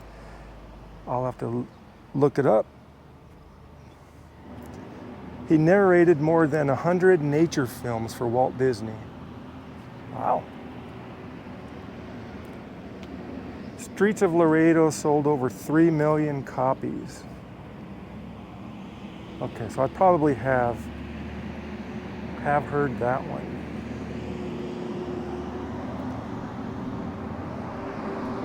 Lots of bees around the water fountain. But down here is a memorial. Veterans Memorial, it looks like. I'm gonna go check that out too.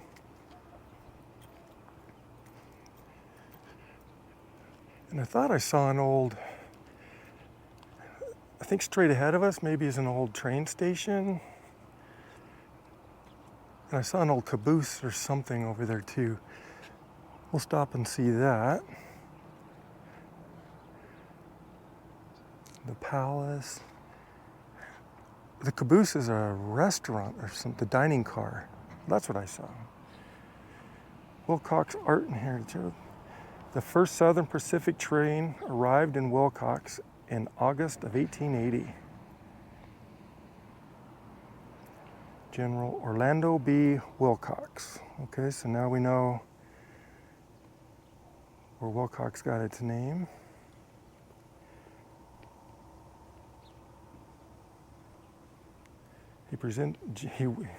General Wilcox presented the baby boy with a silver cup.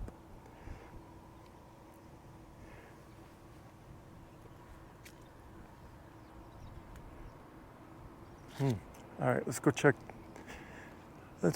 this out.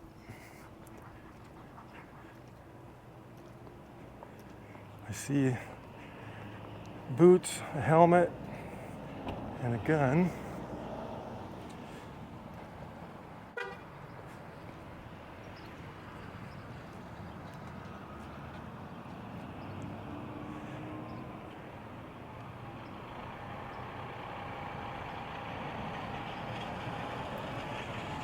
Let's see here. Joe Robert Lawrence, Armando Ramirez, William C. Dickerson, Buddy Lopez, Vincent Baker, Alva Ray Farrell.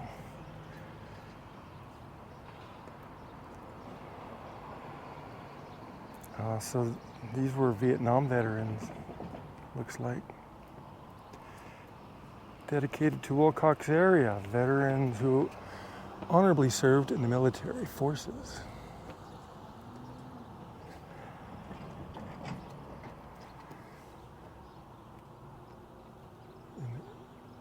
In 1950, a B-50 bomber, and those things were huge. Those things were big. I think I saw one of those down at the Tucson, the Air and Space Museum down there. There's one for Korean War, World War I, World War II, and Korea. Nice granite. U.S. Army Sergeant Alex Conrad, KII 2018 in Somalia. Wow, that's recent.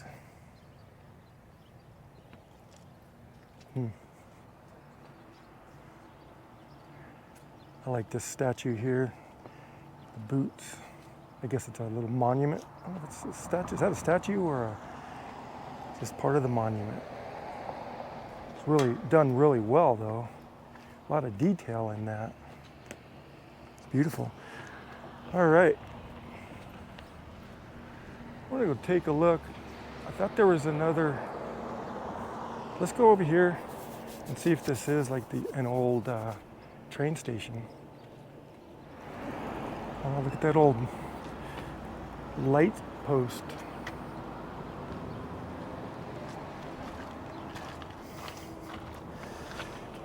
William Bill Wright, retired signal maintainer. Wow, there's a lot going on there. Wow. But I saw this too.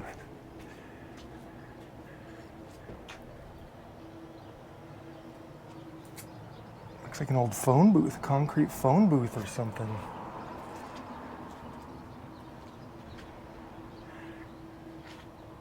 See if I can find what it was.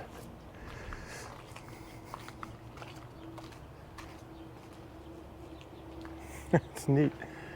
It's got a cone peak. That's not too old. I don't see what it is.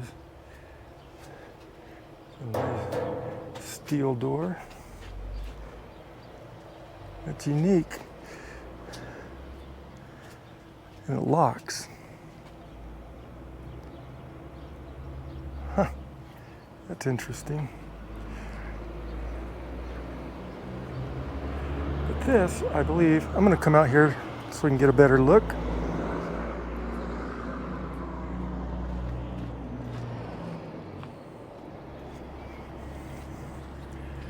But this appears to have been some sort of train station back in the day. See if we can find the storyboard up here. Look at that old cart.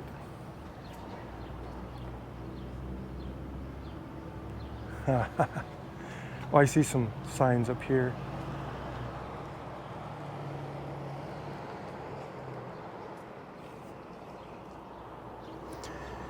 Cahill Radio.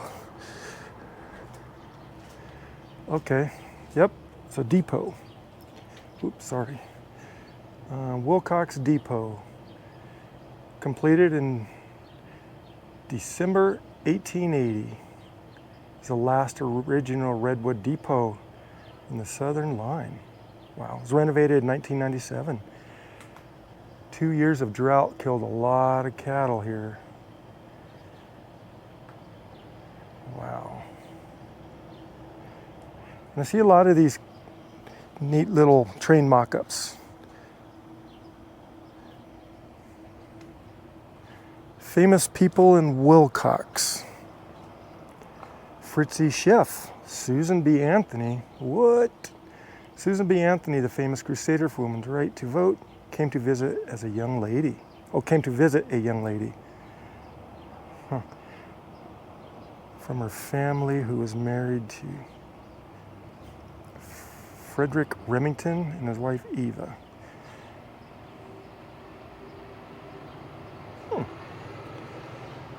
Trying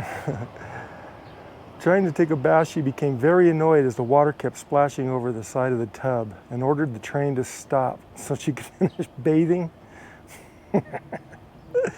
Oh, all right. That's funny.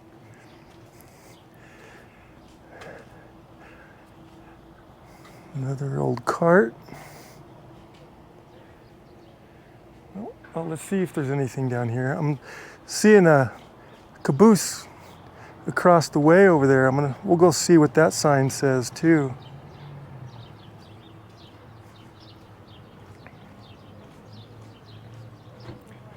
I was just looking to see if there's any more down here. No. Just another entrance. Oh, they are mad. Whew, that scared me. Freaking pit bulls over there. Let's go see if we can take a quick look here. Creation Station. All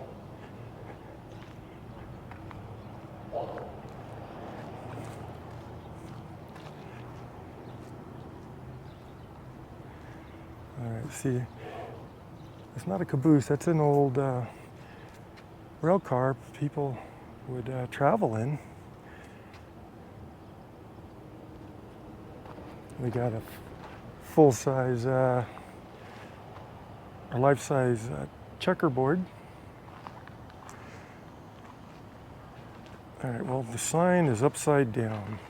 See how good my upside down reading is. Tent Camp Wilcox, tent camp. Tent camp was set up in 1887 to provide lodging for the crew. Tent camp along.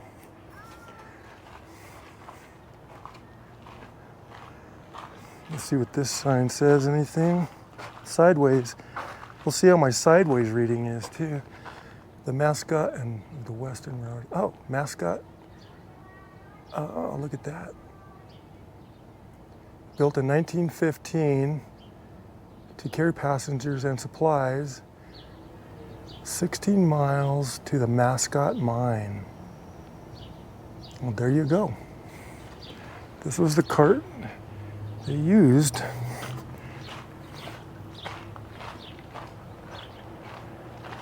It's all wood. It's all wood too. Like a big old pre-manufactured home. And it's underneath the shade structure. Keep the elements off of it when it rains. All right, well, this was, see if we can get a better look at this depot.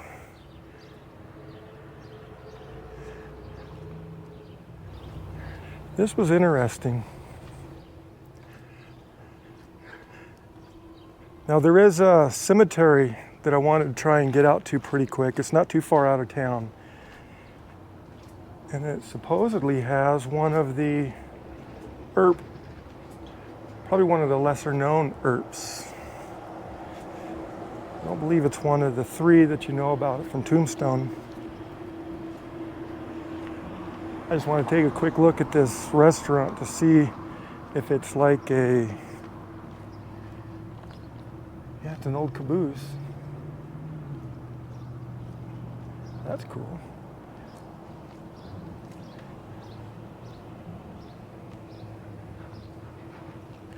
Sorry, I've been told,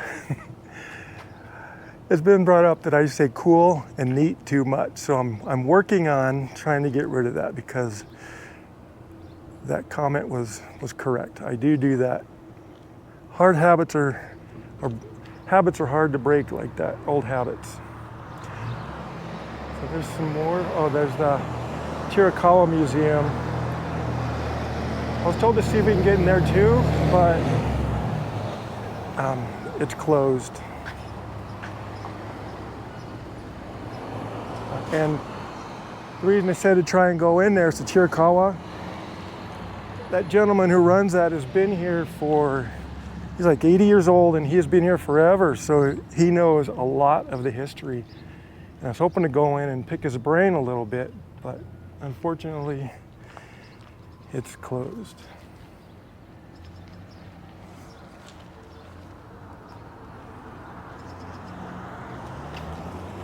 Let's see if we can get some of the details here on this. That's concrete. I thought that was wood. That's concrete. Wow. Had me fooled. That one's wood. I like the black and white. It's very contrasty. I like that. A lot of details in there too.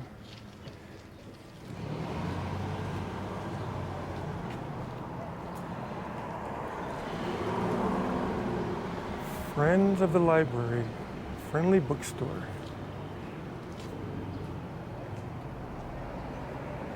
Huh. Lumber Builder Supply. See, this is that Chiricahua Regional Museum.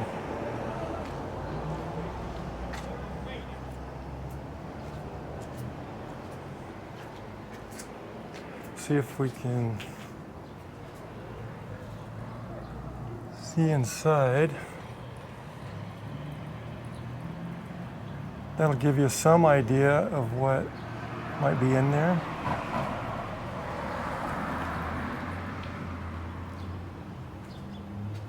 I just like this old, look at the detail up here. Beautiful. This is beautiful. See in here, see if we can see. Oop. Looks like they have a topographical map.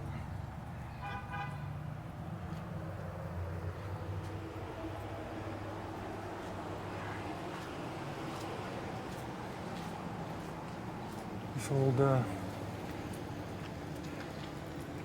structure, probably a hotel or something of some sort. Wanted to cross the street here real quick and look across.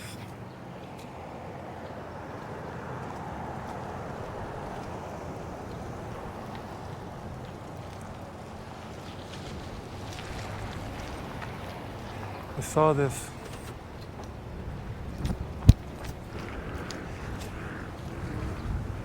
Museum and Research Library, shoes, luggage, the toggery. Look at this saddle. I can get it without the glare. That's, boy, lots of detail in that leather work.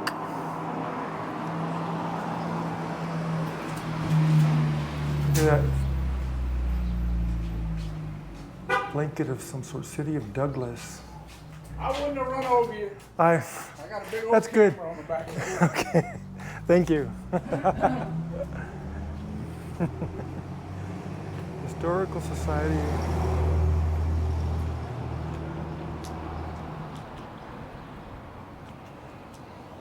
Oh, they have some old stuff in here. Look at that old sewing machine right there.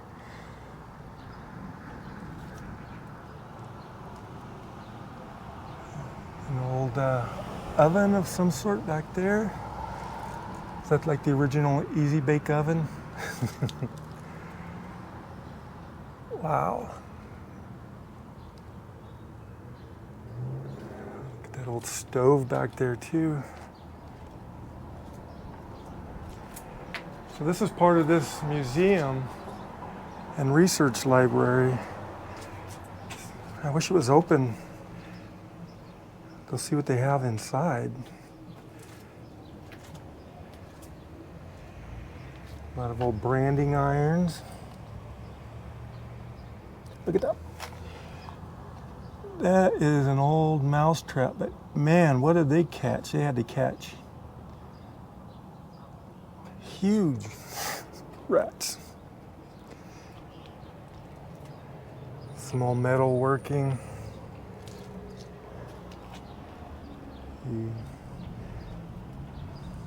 Wow. And Mac's Bar is open. This is really, really interesting. I'm glad I came down here. See what's down the street here.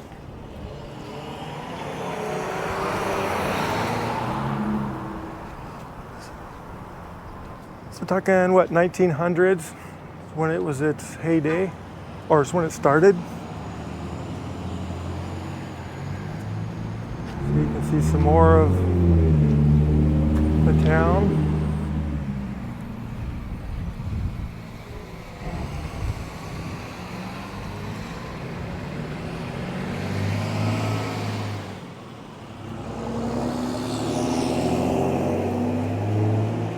Right there, a sign, Chiricahua National Monument.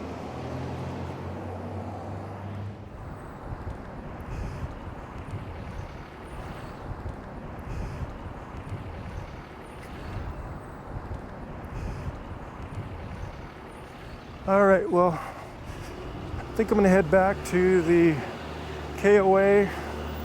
I might try out the cafe they have there. They said it was good. We'll have to check it out. On the way back to the truck, I found this little courtyard, and this has a little timeline of Wilcox history. It was a tent city in 1877. The depot was built in 1880. Geronimo last surrendered in 1885. Or 1886, the first jail in 1885. Oh, Warren Earp shot and killed in HQ Saloon, 1900. So I believe that is he's in the cemetery here, I believe that's who it is. Great drought kills half of cattle. And I saw that they had 1.5 million head of cattle open range in 1891. So wow, 750,000 cattle killed. And then in 1915, it was incorporated as a city.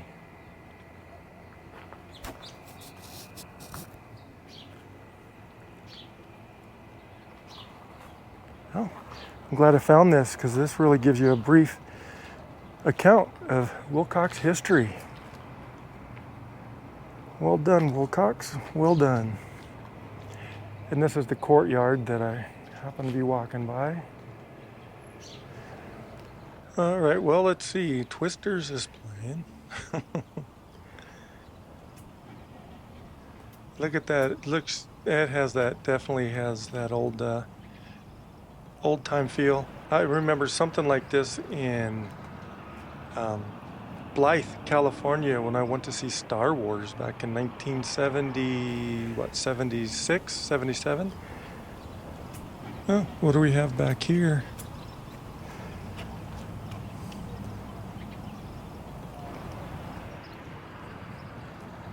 Another one of the trains in that Art and Heritage Trail. So this is like the Rex Allen, maybe some sort of theater or something. Another cool mural. Greetings from Wilcox, Arizona. Uh-oh, got a little something wrong down there at the bottom. The adobe's coming down. Look at that. Cattle capital of the world. Look at that old adobe there. All right, let's head back to the truck. Find that cemetery now. No more distractions.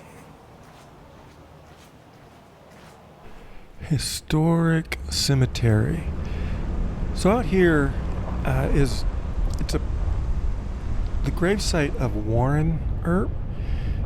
He was a lesser known Earp, one of the Earp brothers, and he was a sheriff in Wilcox for a little bit. And in that building called Birds and Barrels, it used to be a bar, and he was coming out of the bar and he had a problem with somebody in town, which seems right for the Earps. Seems like they all had something like that going on, but this guy didn't like him and shot him as he was coming out of the bar. But anyways, here we are at the cemetery entrance. Let's check it out. Well, this is going to be interesting. Wow, it is spread out. It's a little bit bigger than I was expecting. Wow, and just look at all this vegetation.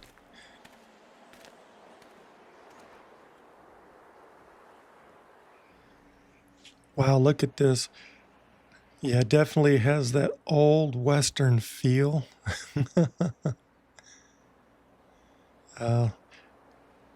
Wow, this is amazing, especially with the clouds like this.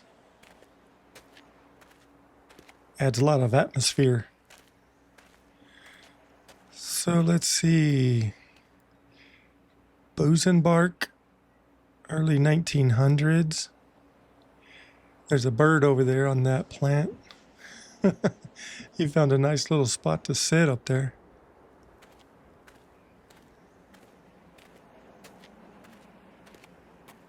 Here's a couple. Let's see what they're saying. 1901.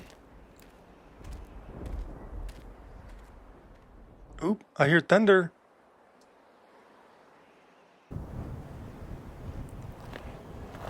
Here's a mixture of old wooden headstones. I guess it wouldn't be headstones, but kind of markers. 1893 here.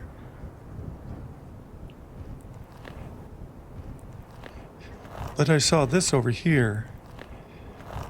I think this is the one we're looking for. Warren Baxter Earp. Yep, this is it. He's a younger brother. Okay. Younger brother of the famous Earps. 1855 to 1900. And then we saw before, he was shot in a bar. This plaque is like Birdcage Theater, and some other stuff. I'm not too sure what this is. Can't read it too well.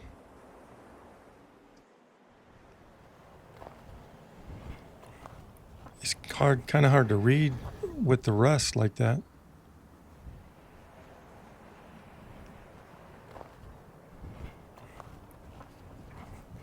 And nothing back here. Now I'm wondering,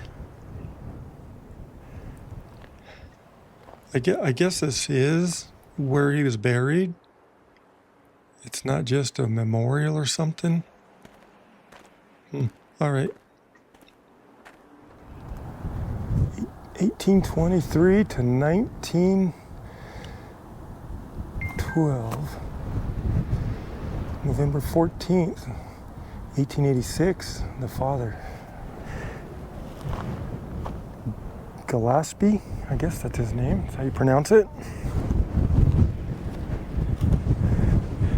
But this is the structure I saw over here.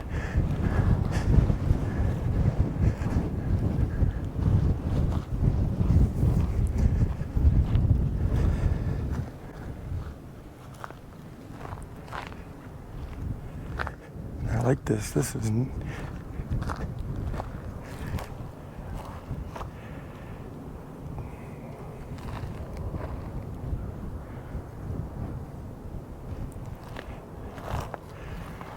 died in 1884.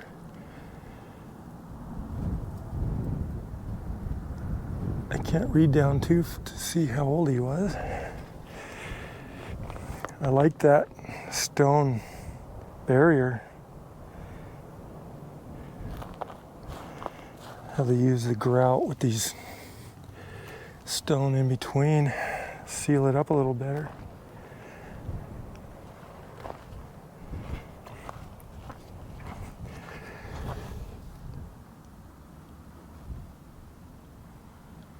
Oh, he's only 10 years old? 10 years, 2 months.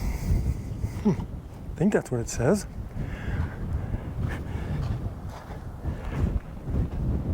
This is... Wow, look how wide open it is here. All the way back to the mountains.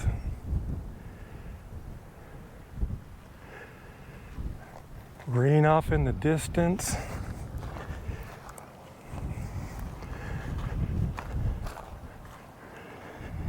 Well, I think we'll take a look at this one and then head back to the truck.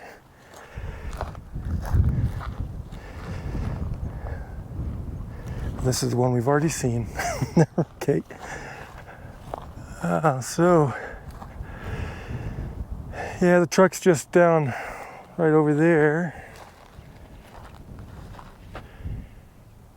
And these clouds overhead has really cooled it down. It feels really good right now. That breeze blowing. I like this. I might have to get my camera because I kind of like this scene. The reds and the yellows.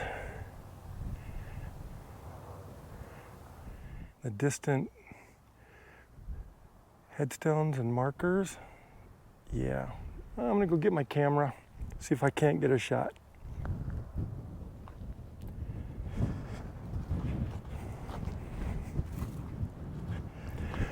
All right, well, there's the old truck. And let me get my camera. I'm gonna get a picture of that. Feel the spirit in the sand. I'm back in my homeland.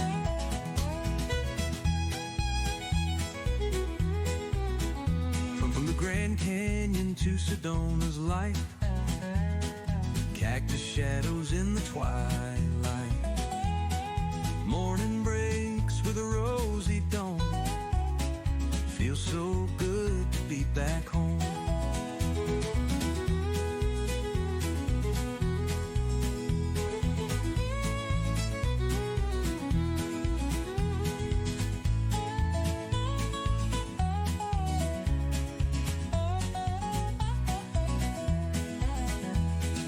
Echoes of memories in the wind, painted deserts like a dream. Footsteps in the red dirt road. Now I'm home, never feeling alone. This is where my heart belongs. In Arizona, singing songs. Feel the spirit in the sand. I'm back in my homeland.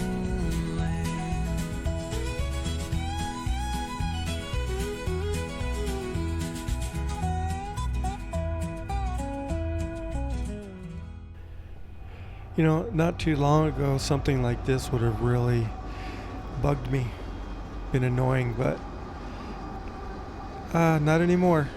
I've learned to just sit back, relax, and enjoy the scenery. All right, well, thanks for coming along. It's been a long day, and I'm ready to head back home. Look at that.